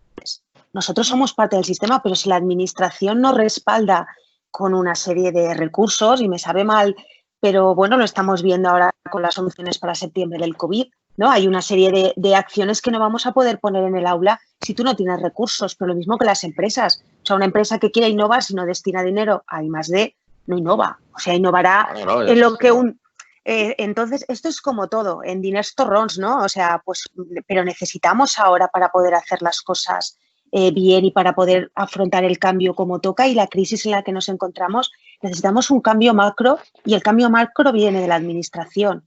Nosotros luego acompañaremos, pero nada, era simplemente eso. No, estoy totalmente de acuerdo, pero yo sí, que eso está claro, que empieza desde arriba, pero al final podemos entrar a analizar quién está arriba, cómo los votamos, cuánto están y cuánto tiempo arrastramos con todo esto. Entonces dentro de años estaremos igual.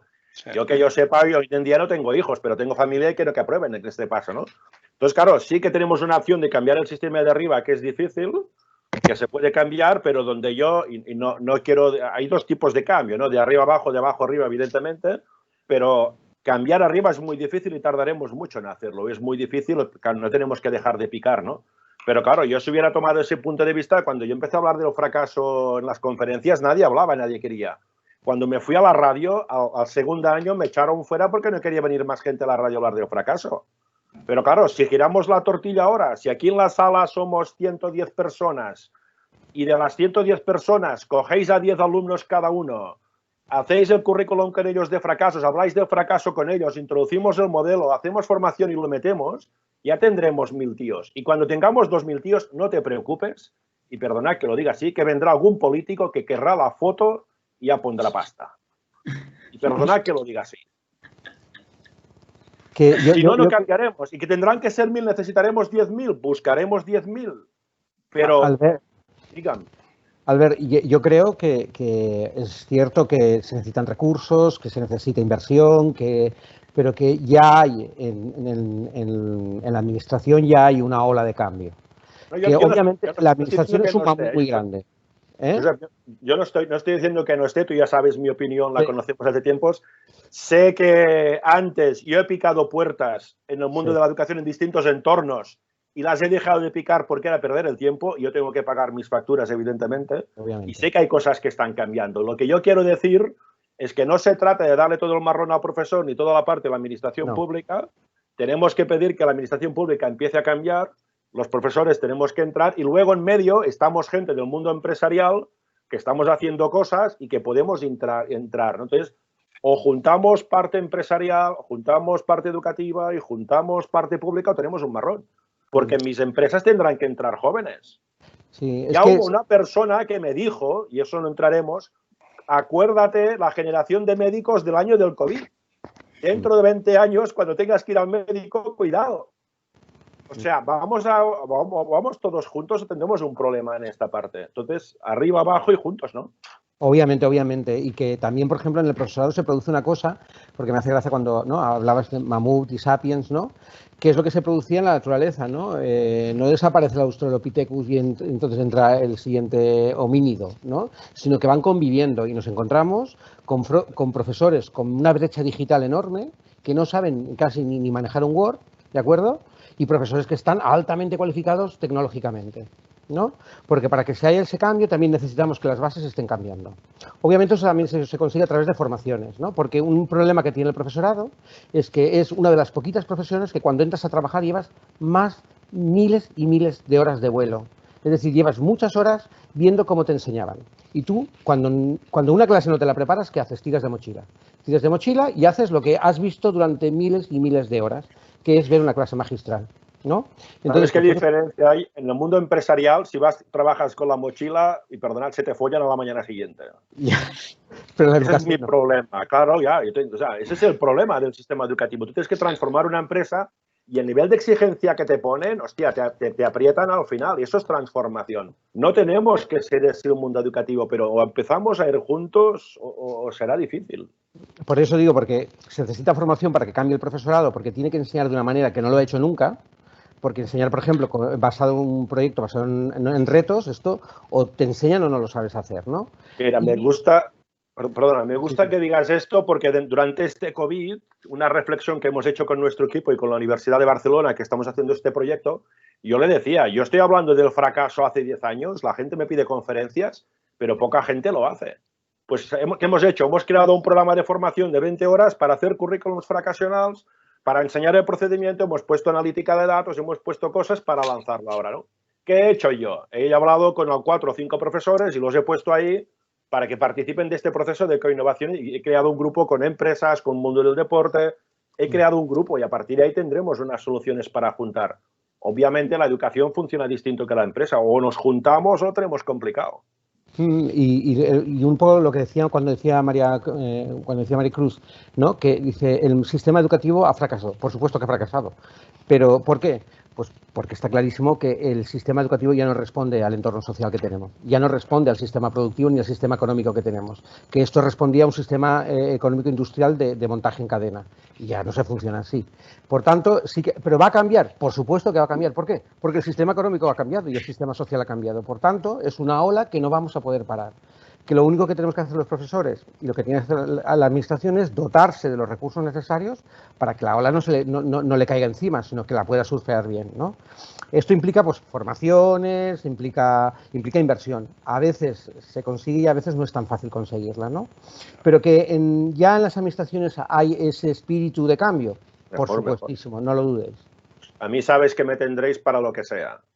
Pero la incomodidad mía va conmigo, ¿eh? Yo no la puedo dejar aparcada, ¿eh? O sea, soy incómodo por definición, ¿no? Yo estoy contento, a mí cuando me llaman los foleros y algunas veces que hemos hecho cosas me gusta porque yo creo que tenéis el mix, y ahí ahora voy a decir algo que a lo mejor alguien se enfada, pero bueno, es mi opinión, que está muy bien que hablemos del fracaso y de Estados Unidos y de Silicon Valley y toda esta historia y nos quedamos en palabras, está muy bien. Pero tenemos que transformar y tenemos que bajar eso a las aulas, ¿no? Y tenemos que darle esa practicidad y a mí es lo que me gusta de esta parte, ¿no? Vamos a la parte de mejoras. Edu, ¿nuestras aulas serán como antes? ¿Van a cambiar? ¿A qué pasará? Bueno, es una pregunta bastante fácil, como dije en su momento, ¿no? Creo que es. Oye, ¿qué pasa? ¿Quieres hablar mucho rato o qué? ¿Que empiezas No. Has estado callado 1 hora y 20 minutos, ¿ahora no vas a hablar? La pregunta, no, para nada. La pregunta del millón, ¿no? ¿Qué va a pasar con nuestras aulas? Evidentemente, esta situación del COVID-19 pues, ha venido para quedarse, como comentaba José Moratal. Creo que muchas de las herramientas tecnológicas que hemos estado utilizando o que se han utilizado durante el COVID-19 se volverán a utilizar en el futuro y que eso ya es imparable.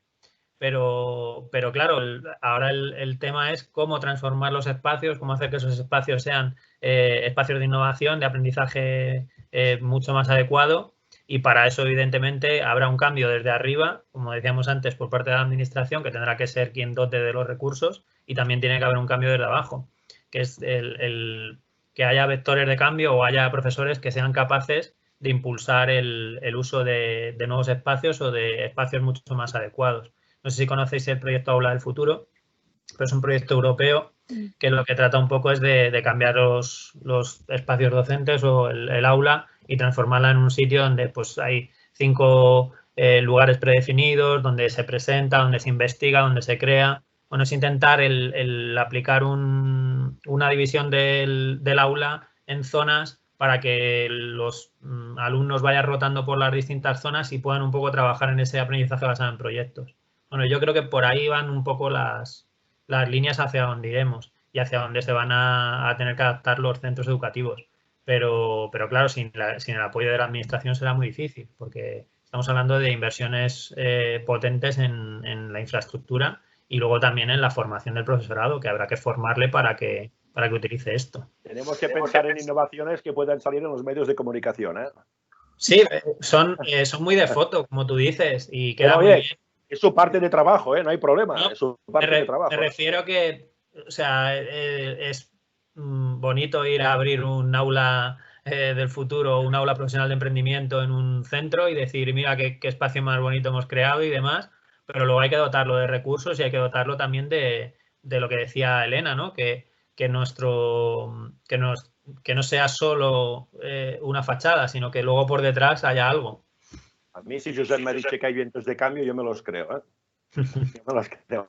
Yo creo que tenéis otro margen de mejora que tenéis el sector educativo y en el mundo empresarial hace mucha falta, es que en el futuro yo creo que las organizaciones empresariales, los líderes, tendrán que ser referentes y un referente no deja de ser un líder que es capaz de enseñar, de ser maestro, ¿no? Entonces, en el mundo empresarial, el rol del maestro, no diré que esté desprestigiado, pero no hay esa conciencia educativa que tenéis vosotros, ¿no? Entonces, yo creo que el rol del maestro es vital en las organizaciones porque un maestro te guía ese camino, te acompaña, no te da respuestas, pero te da información, te ayuda a bajar el nivel de tolerancia a los problemas. Yo creo que ahí tenéis un margen de mejora súper importante, ¿no? Decidme a alguien más que veáis propuestas de mejora que veáis en el entorno, no sé, Elena. Respecto a nuestros alumnos que han podido mejorar. Propuestas de mejoras que tú ves que vamos a poder a entrar un poco más para adelante. Porque hemos rajado bastante ya del sistema y que ha fracasado. Vamos a aplicar el currículum fracasional, vamos a aplicar los aprendizajes, vamos a mirar pautas y vamos a construir, ¿no? Creo que es bueno mirar esos culos al aire, es bueno que los miremos, pero vamos a construir nuevos escenarios de mejora futuros, que es lo que hace falta, ¿no? Pues fíjate, yo creo que en esta situación nuestros alumnos, esta educación de emergencia que hemos vivido en confinamiento, nuestros alumnos han aprendido cosas y eso también nos lo tenemos que llevar puesto. ¿Qué han aprendido? Pues les he preguntado a mis alumnos qué habían aprendido, ¿no? Esta semana les he estado preguntando. Y bueno, a ver, las primeras semanas fueron muy diferentes a como fueron las siguientes. Yo las primeras semanas, como decía Josep, yo sobre todo les quise acompañar emocionalmente. Para mí las videollamadas han sido el acompañamiento emocional a mis alumnos, porque al principio eran situaciones muy complicadas. Algunos se habían quedado en los pisos de alquiler, otros estaban confinados en su habitación dentro de su casa.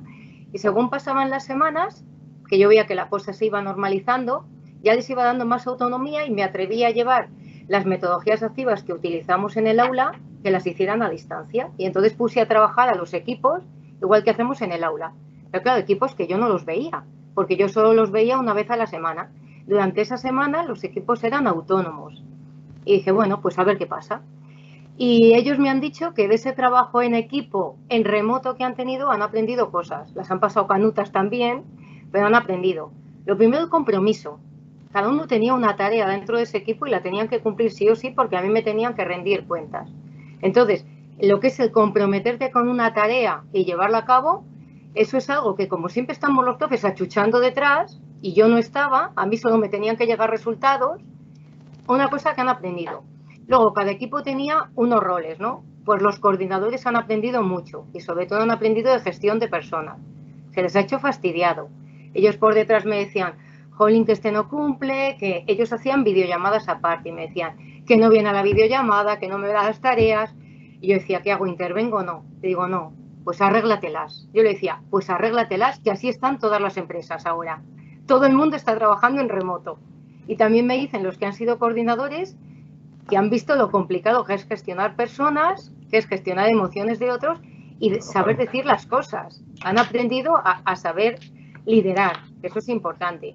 Y otra cosa que me han dicho que han aprendido es la importancia de la comunicación escrita. Todos se han comunicado ellos, igual que yo con ellos, se han comunicado entre ellos por correo y por WhatsApp, porque tampoco se estaban viendo todos los días. Entonces, han visto que cuando escribes algo, tienes que tener mucho cuidado de cómo lo escribes para ver cómo lo percibe el otro. Y entonces también me han dicho que han aprendido a cuidar su lenguaje, porque yo siempre le decía, tú díselo, pero con cuidado. Siempre a los coordinadores les decía esto, díselo, pero con cuidado. Y entonces me han dicho que eso también les ha servido. Entonces, pues ¿qué han aprendido nuestros chicos de esta situación? Pues también lecciones de vida y al final eso es adquirir competencias, porque lo que queremos educar los profesores es educar para la vida. Yo creo, ¿no? No educar para superar exámenes, que en la vida no nos van poniendo exámenes, nos van poniendo vida, que es lo que hemos pasado todos estos 3 meses. Me gusta que digas esto porque ahora estas semanas estaba con una empresa que os decía grande del seguro que tenía los equipos, ¿no? Eran más de 2.000 personas y he tenido unas formaciones a 100 managers estos días y tengo, bueno, varias cosas, ¿no?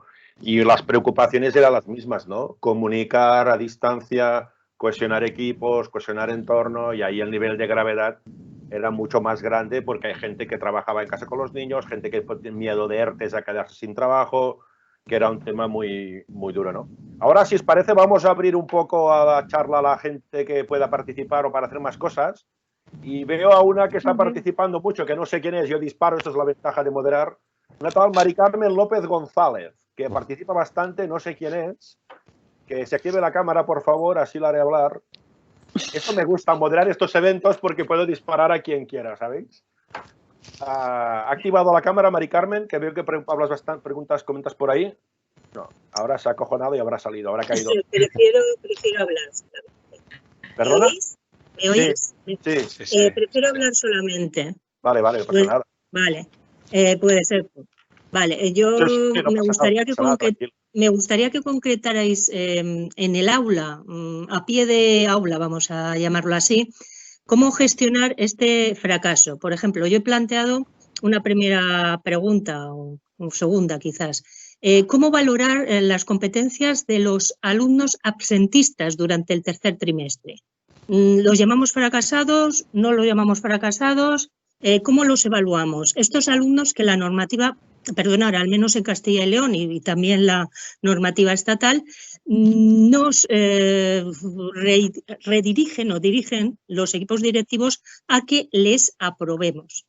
Es un aprobado general encubierto. Esa sería una primera cuestión y después las propuestas de mejora que habéis visto, que eran pues, dirigidas al módulo default, que se convalida interciclos, que ha sido suprimido un módulo precisamente que tenía todas las competencias sociales, que era el módulo de relaciones en el entorno de trabajo. Se ha suprimido la competencia en la FP básica, al menos en la mayoría de las comunidades autónomas. Vale, pues venga, va. ¿Quién quiere responder?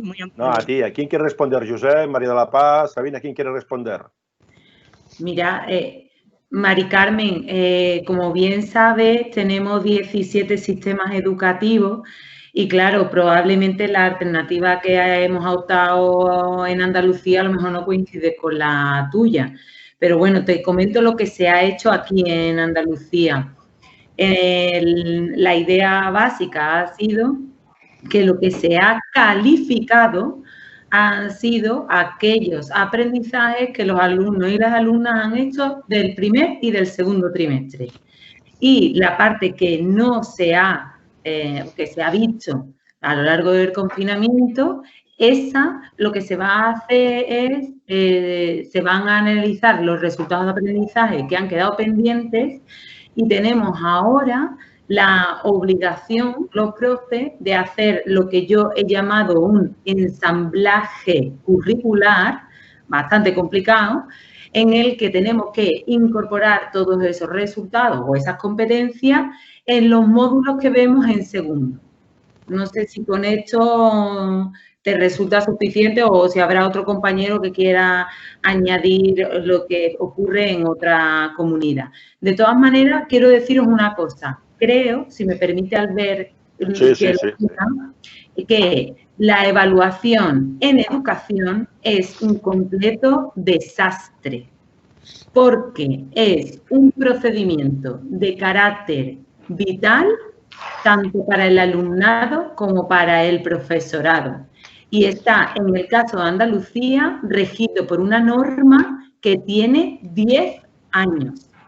Es una norma que tiene solo 20 artículos y que genera una serie de lagunas, de dudas y de cuestiones que además se han ido complicando a lo largo de estos 10 años y, por supuesto, en el momento COVID, que no se resuelve y no tenemos ningún principio de aplicación. O sea, por lo que me doy cuenta, si hubiera fracasado en el COVID, sería un doctorado ya, no hubiera fracasado entonces, ¿no?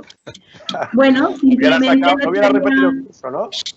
No estarías acreditado, serías una persona que no habría adquirido esas competencias. El problema está, Albert, en que en el sistema educativo estamos el alumnado de infantil, el alumnado de primaria, secundaria y formación profesional. Y no podemos pretender que las soluciones sean las mismas para toda esta gama de personas. Es que es un completo desastre. Por darte un dato, para que alguien que viene de la empresa y que intente entender este concepto en la educación, lo que para mí es un resultado de aprendizaje, para mis compañeros de secundaria se llama un criterio de evaluación. Y para mí un criterio de evaluación es lo que ellos le llaman un estándar de aprendizaje. Más o menos. Esto genera un dislate y una imposibilidad de gestionar que, claro, al final nos encontramos con este tipo de decisiones. Entonces, pues estoy de acuerdo con Mari Carmen en que es muy complicado. Ensamblado curricular. Vale, perfecto. María de la Paz, ¿querías decir algo o no? Que te veía ahí concentrada y tal, no sé si ibas a... A ver, yo es que sí que es cierto que es muy difícil tomar decisiones de talla única, ¿no? Pero me ha gustado también mucho la expresión que has utilizado, Maricruz, de talla única, estoy absolutamente de acuerdo, ¿no? Pero también he visto muchos el discurso generalista, no me gustaría generalizar, ¿eh? Pero los ausentistas y cuánto absentista y cuánto... Yo no sé si nos hemos preguntado qué situaciones tienen muchos de los chavales en sus casas. Vale. O sea, a mí este es un tema que me pone muy nerviosa porque damos por hecho que la gente tiene unas casas tan confortables como las nuestras, que la gente sigue trabajando desde su casa, desde su salario, que la gente no tiene enfermos en su casa, que la gente no tiene situaciones... Yo no sé si a mí me toca, porque estoy en un centro donde hay muchísima brecha digital y la brecha digital pasa por una brecha económica y social brutal. Entonces, a veces me da un poco de rabia cuando se hacen generalizaciones sobre los alumnos que hay mucho jeta también, ¿eh? Como entre los profesores, que hay mucho jeta, hay de todo, ¿no? Pero a veces me parece que se hacen unas afirmaciones un tanto frívolas con el alumno absentista. Es que yo conozco muchos alumnos que han sido absentistas y lo raro es que hayan llegado hasta aquí. O sea, quiero decir que, no sé, me parece que también en ese sentido yo haría, no sé, un alegato en favor, parezco siempre la defensora del alumno, ¿no? No quiero meterlos a todos en el mismo saco, ni quiero decir que todos son unos pobrecitos que tienen una situación complicada, ¿por qué no? Porque habrá de todo, ¿no? Pero tampoco podemos hacer tallas únicas, porque nos encontramos muchos tipos de situaciones diferentes, familiares, personales, sociales y económicas, ¿no? Y creo que además aquí, si alguien tiene que perder, es el que está en esa situación vulnerable. Entonces, no sé, esta reflexión, ¿no? Sí. Además hay una cosa importante, o sea, nosotros lo que no podemos permitirnos como docentes es estigmatizar esta generación. Bastante estigmatizados serán la generación COVID.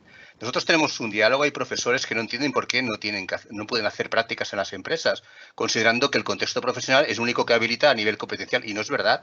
Hay empresas que no pueden formar a los alumnos porque no están preparados. Y eso es una evidencia. El dual no funciona bien en todas las familias profesionales y en todas las comunidades, y tenemos referencias. Entonces, ¿cómo vamos a estigmatizar a esos alumnos? O sea, yo lo que quiero, a nivel de, yo me dejo, ¿qué haremos con los? Mira, yo tengo alumnos que han perdido sus puestos de trabajo. De un día para otro se han quedado sin compañeros. Han perdido a novias y novios. Entonces, yo la única cosa que quiero es no perder el ombligo umbilical con ellos, y acompañarlos y que no estigmatizarlos, y que tengan una buena impresión y terminen siendo más o menos felices en un contexto. Nosotros no podemos tener ni una graduación, que para nosotros es importantísimo graduarnos. Tenemos un acto ritual, los alumnos de hotelería esperan la graduación y me dicen que eso lo van a encontrar a faltar. O sea, el componente emocional es muy importante. A mí, el que no ha podido asistir porque tiene una brecha digital está justificado, pero hay gente que no tiene componentes digitales en la empresa y no han estado en predisposición de aprendizaje. Y eso sí que es muy jodido gestionarlo desde una pantalla. Yo tengo mucha amistad con el director general de Cruz Roja Cataluña, Enric Morris, y el otro día estaba desayunando con él y él me hablaba ya de emergencia social y educativa, ¿no? Me hablaba de la cantidad de chavales que como Cruz Roja se apartaban. O sea, hace años me hablaba de la pobreza energética, que luego acaba viniendo. Y él me hablaba ahora de la pobreza educativa, que puede venir a la emergencia social, ¿no? Realmente gente que no se puede pagar el ordenador, gente que no tiene wifi, gente que sus padres han echado en el paro, bueno, mil historias, que hay un drama, ¿no? Lo que está claro es que nos tenemos que poner en foco positivo, foco constructivo, y a ver cómo podemos ahí avanzar, ¿no? ¿Alguien más de vosotros quiere hacer algún matiz de propuestas de mejora y tal? Bueno, una cosa que quería decir sobre eso también es que lo que no podemos perder de vista en el horizonte es que esto ha sido una situación excepcional. Sí. Que estar un mes encerrado en casa puede provocar situaciones de estrés, de conflicto familiar, aunque tengas el ordenador y la casa confortable,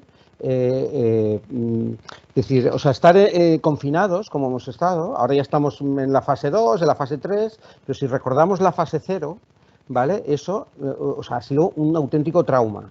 Entonces, esto los alumnos lo han sufrido. Y bueno, es lo que estáis diciendo, ¿no? Y Carlos, mira, hace poco hicimos un certamen, porque en educación, desde el Departamento de Educación, dijimos, no paramos nada.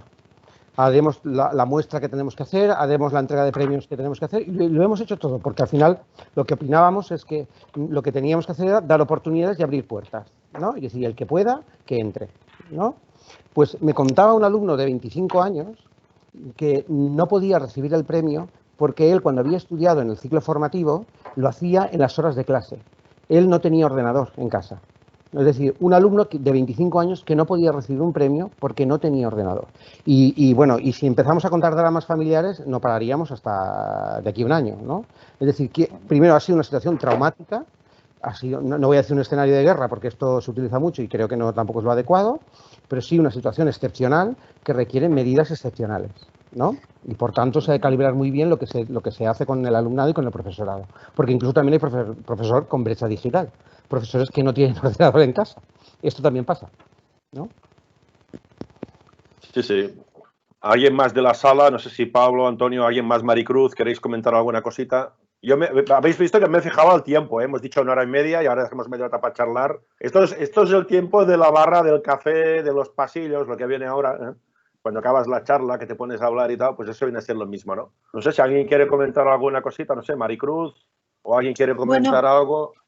Yo creo que el reto, y por lo que comentabas del conflicto, más que conflicto de la crisis, ¿no? Que va cómo vamos, es lo que nos viene en septiembre, ¿no? Yo creo que ahora estamos todos un poco anticipando lo que nos viene, y sí que es verdad que puede ser un buen momento para rearmarnos, para este tipo de actividades, pues intentar hacerlo, por ejemplo, con compartir experiencias, ver un poco, prepararnos para lo que pueda ser septiembre, porque yo, por ejemplo, por lo que comentabais, pues fijaros, yo tengo alumnas que son auxiliares de enfermería y muchas estaban trabajando en residencias de ancianos. Cuando llegó la evaluación, claro, esta gente me decía, si estoy en una residencia que tengo ancianos, ¿cómo voy a estudiar? Porque trabajan sin tener el título en otro tipo de contrato. Entonces, es verdad que se ha quedado mucha gente muy tocada y lo que a mí personalmente me da miedo es lo que nos vamos a encontrar en septiembre en las aulas, a nivel de todo, a nivel, pues eso, de lo que te va a venir económico, lo que va a venir de las casas,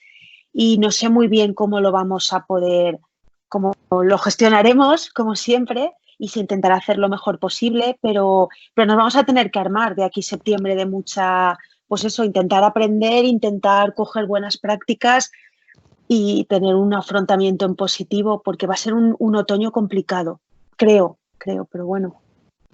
Sí. Si alguien de los participantes quiere comentar alguna cosa, que la diga por el chat, sin ningún tipo de problema.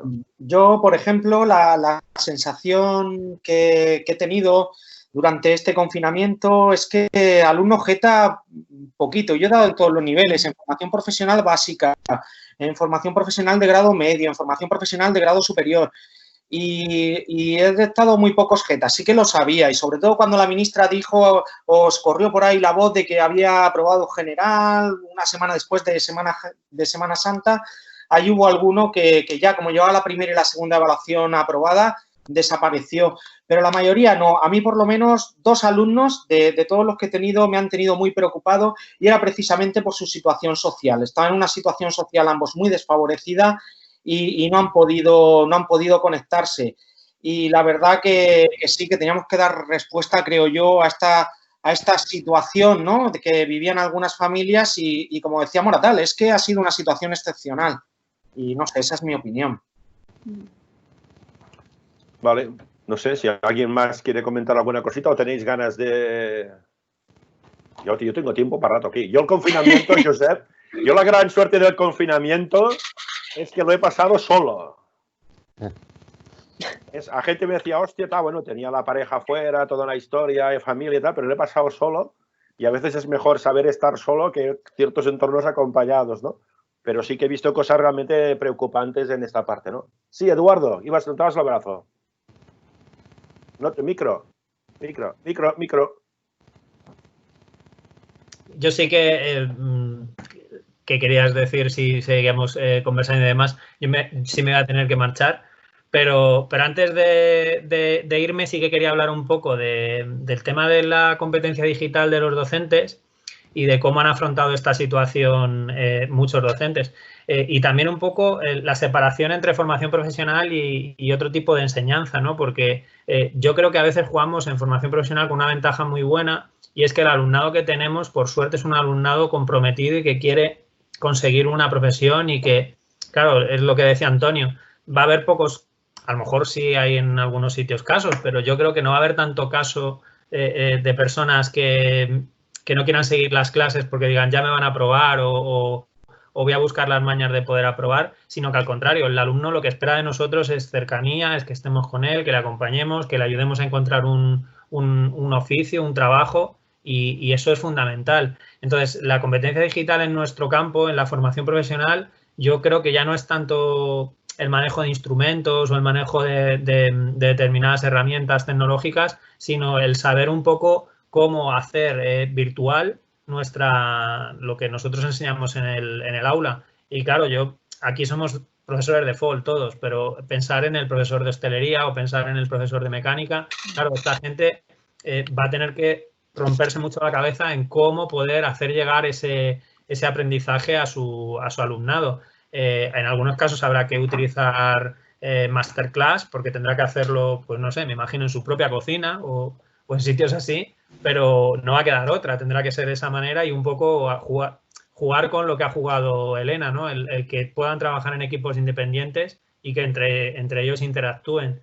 Eso sí, vamos a un escenario de confinamiento o rebrotes o situaciones así. Y luego en el aula, evidentemente, pues todo lo que sea mejorar en nuestra capacidad de adquirir más información o de poder compartirla o de crear contenidos o todo eso siempre será positivo y yo creo que FOL es un buen ejemplo. El primer congreso de FOL que se hizo en Valencia, pues no sé cuántas personas presentaron comunicaciones o intentaron aportar algún tipo de taller. El segundo seguro que fue a más, el tercero a más. O sea, siempre hay un efecto imitación, entre comillas, de gente que ve que otros se atreven y dicen, yo también puedo hacerlo, yo también puedo crear contenidos, yo también puedo generar. Y creo que ahora mismo en nuestra especialidad, por ejemplo, en FOL, eso es algo muy sano y que cada vez hay más gente que quiere aportar. Entonces, bueno, ese es mi alegato antes de irme con mis dos fieras. Perfecto. Demana la paraula, pide la paraula Mari Estéllez, si no me he confundido. Sí. Me toca. Hola, hola a todos, chicos. Activa, vale, sí. ¿Sí? ¿Se me oye? Sí, se te escucha. Vale, bueno, yo tengo mis dudas sobre cómo va a ir septiembre, la vuelta al cole. Y si, como ha dicho José Moratal, la vamos a mezclar seguramente sea online, ¿no? Empezaremos. Mi duda será sobre cómo trabajar las soft skills, trabajo en equipo, relaciones interpersonales, de cara en las materias de FOL y EIE, ¿no? En este caso, es una de las dudas que tengo. Y después, de todo lo que habéis dicho, pues lo que yo pienso es que lo que tendríamos que mirar es cómo nos gustaría que nos transmitieran los conocimientos que nosotros transmitimos a los alumnos a nosotros mismos, ¿no? Y a partir de ahí, como ha dicho Pablo, la creatividad yo creo que va a estar a la orden del día y la transformación de todo el sistema educativo, más que nada. Y bueno, quería aportar esta idea. Muy bien.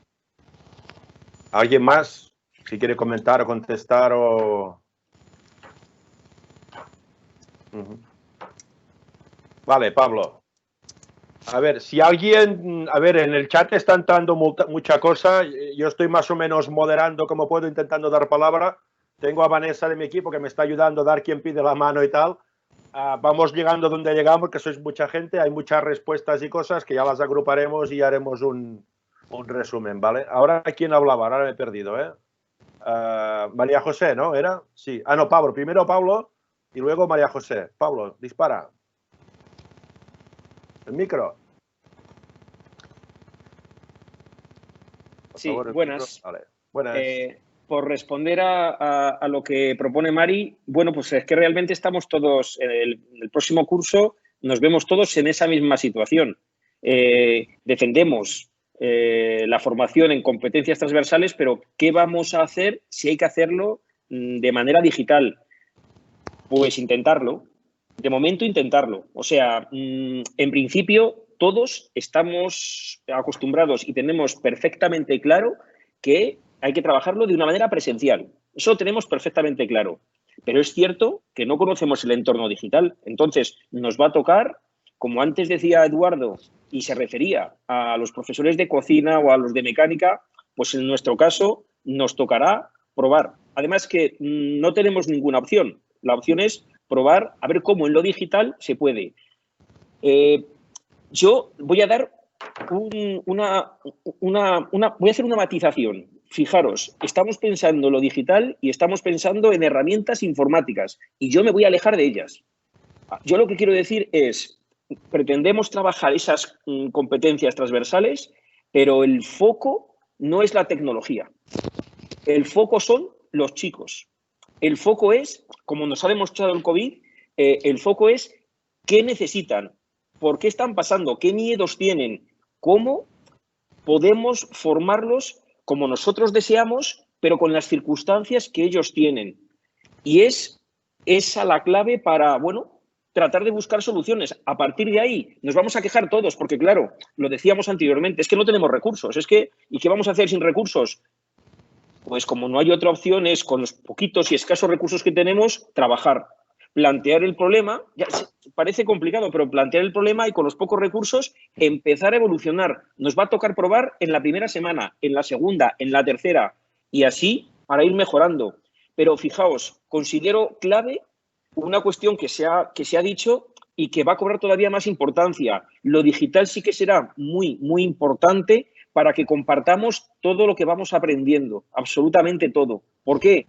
Porque el aprendizaje compartido, si hasta ahora era importante, luego va a ser mucho más. Si encontramos alguna experiencia que tenga éxito o que dé mejor resultado, tenemos que conocerla todos, tenemos que aprender de todos.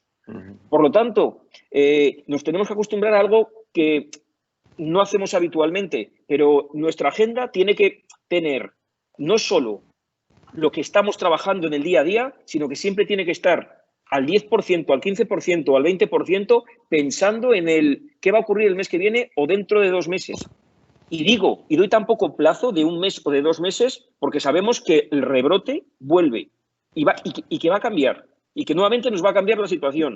Por lo tanto, nos tenemos que acostumbrar, como ocurre a nivel empresarial, a que nuestra agenda tenga realidad actual y realidad futura. Pero cuando hablo de futuro, hablo de un futuro a muy, muy corto plazo.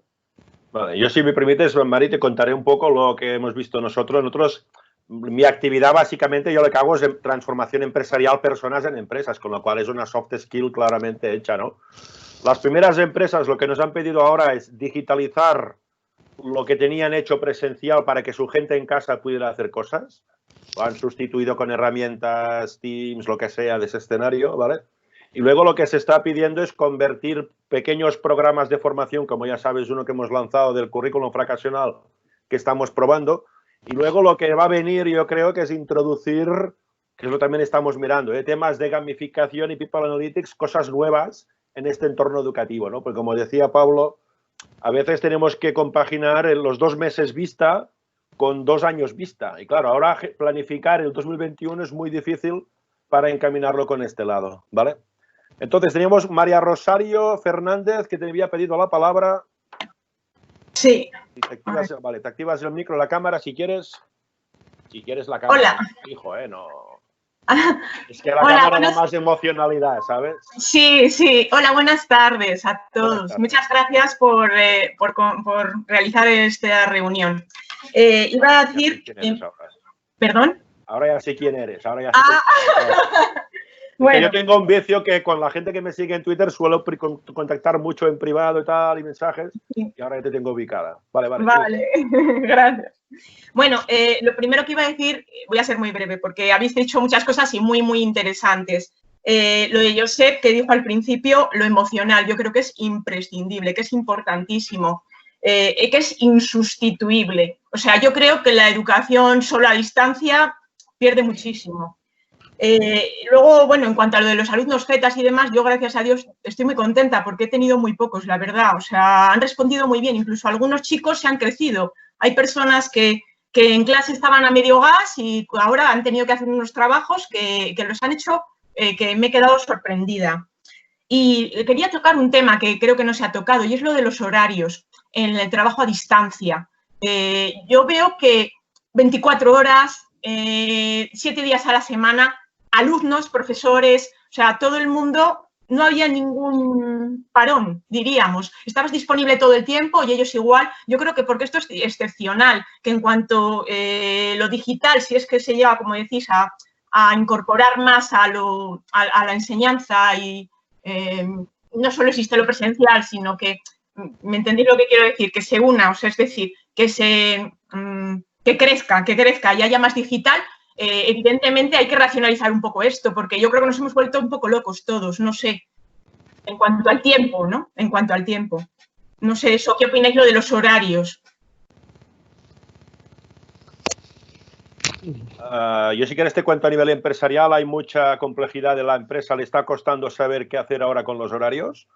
Hay gente que quiere teletrabajar y hay gente que no quiere ir a hablar más de teletrabajo. Habrá pasado de todo, pero a nivel educativo, no sé, que comparte algún compañero de la sala que quiera decir algo.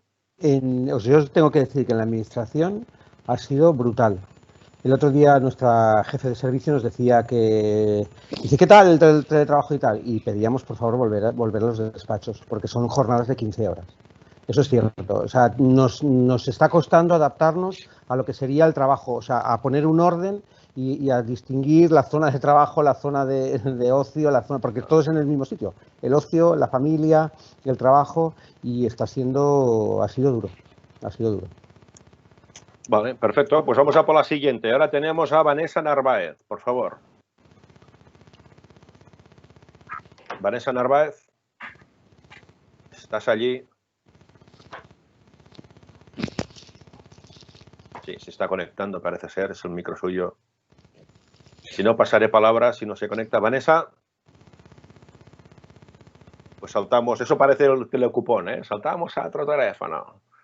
Venga, pues Sabina. Luego recuperaremos a Vanessa. Sabina, esta es más rápida seguro, ¿ves? Esta ya está a punto. Charo, mira, yo tengo que decirte que en mi caso me planteé las 24 horas al día, 7 días a la semana, pero por hecho que han comentado Paz y Elena, a mí había una cosa que me preocupaba muchísimo y era que cuando esto acabara, mi alumnado supiera que su profe default había estado a su vera. Ese era mi gran objetivo. Ya está. Entonces, entiendo que es verdad que ahora tengo que aprender y creo que es algo que tenemos que hacer todos, a gestionar el tiempo en casa. Hay por ahí una leyenda muy tonta, que es la leyenda del mono 100. No sé si alguien la ha escuchado alguna vez, que es que cuando el mono 100 aprende a hacer, no sé, a abrir alguna fruta que hasta ese momento no sabía y aprende a abrirla, ese conocimiento de alguna manera misteriosa pues se transfiere a toda la comunidad de monos del planeta, ¿vale? Bueno, esto es un chascarrillo que en clase funciona muy bien, pero que sí que es verdad que creo que tendríamos que hacer un ejercicio colectivo para aprender a gestionar tiempos en casa. Muy bien. Muchas gracias. Yo, Charo, hablando sobre ese tema, y bueno, y Sabina y tal, yo al principio también dedicaba demasiado tiempo, sobre todo la atención individualizada, claro, como utilizaba en clase y todo eso, y las primeras semanas, y luego lo que intenté fue por supuesto, acompañar al alumnado, pero ser más riguroso con el horario de clase, intentar que ellos entendieran que iba a intentar atenderlos en las horas que teníamos de clase habitualmente. Y en esas horas de clase era cuando yo iba corrigiéndole los trabajos y cuando ellos estaban trabajando, porque yo les marcaba trabajo para realizar en esas horas, en 3 horas a la semana. Y si ellos la realizaban en esas horas, yo les iba corrigiendo y les iba autorregulando el trabajo en ese mismo instante. Sí que es verdad que tenía alumnos, por ejemplo, que a lo mejor estaban trabajando en el campo, porque además Orihuela, donde yo tengo una zona muy agrícola, y entonces pues no podían conectar si se conectaban por la noche. Pues con ellos tenía que sacar el tiempo aparte. Pero con la mayoría del alumnado he intentado ser riguroso con el horario, para intentar evitar este problema, sobre todo porque yo también tengo familia y no podía estar 24 horas dedicado al trabajo. Vale, yo si os parece, como llevamos ya casi 2 horas, si os parece cortamos a las 8, vamos haciendo un cierre si os parece, porque, bueno, creo que también está bien poder cerrar el fin de semana y entrar en esta parte, ¿no? Nada, yo no sé, yo si caso diré 2 o 4 cosas, doy la palabra a Sabina y luego que cierre Josep, si queréis. Yo nada, deciros que como siempre para mí es un placer encontrarme con gente folera medio loca, totalmente loca como yo y que sobre todo me aguanta y comparte ideas, ¿vale? Deciros que con Vanessa, quiero darle las gracias a Vanessa de mi equipo que nos ha ayudado a montar este sarao, ha montado la web, ha montado las conexiones y tal. Además sé que se me enfadará, pero también está de celebración, o sea, también ha estado medio entrado y saliendo y ha trabajado el fin de semana. Y lo que vamos a hacer es 2 cosas. Os pasaremos, cogeremos un poco lo que ha salido en el chat. Vamos a intentar hacer un breve resumen con Josep y Sabina y tal, lo compartiremos y todo. Y luego os pasaremos desde nuestra parte 2 links, si queréis. Uno es un link de que hemos hablado de transformación, que se habla mucho de transformación. Y os pasaremos un breve cuestionario de ratio y de transformación, que ya tengo como un cuestionario de 20 preguntas.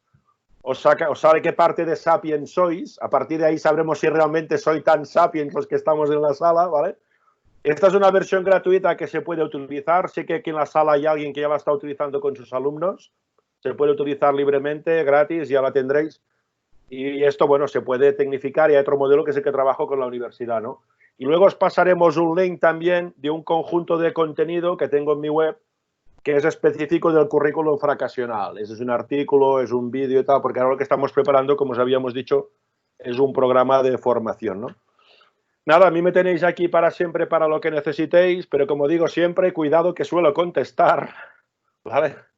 Y me tenéis ahí siendo como fiel a vosotros y nada, daros las gracias y nada. Si quieres, Sabina, dices 4 cosas y que cierre el jefe Vito Corleone, Josep Ferreñ, y que cierre la sala, ¿vale? Los micros. Todos los otros podéis activar el micro, si queréis. Es hora del patio ya, es hora del patio ya. Aquí bueno, mil gracias a todas y a todos los que habéis aguantado aquí tirón.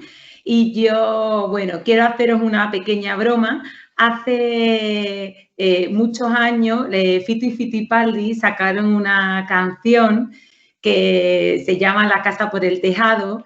Yo, si puedo utilizar este pequeño mensaje, a ver si Fito me da el teléfono de la bruja que le enseñó, porque estoy como un poco disgustada, no sé si conocéis la letra, que decía eso de todo lo que sé me lo enseñó una bruja, ¿no? Porque si es por esos libros, nunca aprendo. Bueno, pues nada, transformémonos en brujas, en brujos, y consigamos que nuestro alumnado diga orgulloso que sí, que el colegio sí le transformó y sí le enseñó.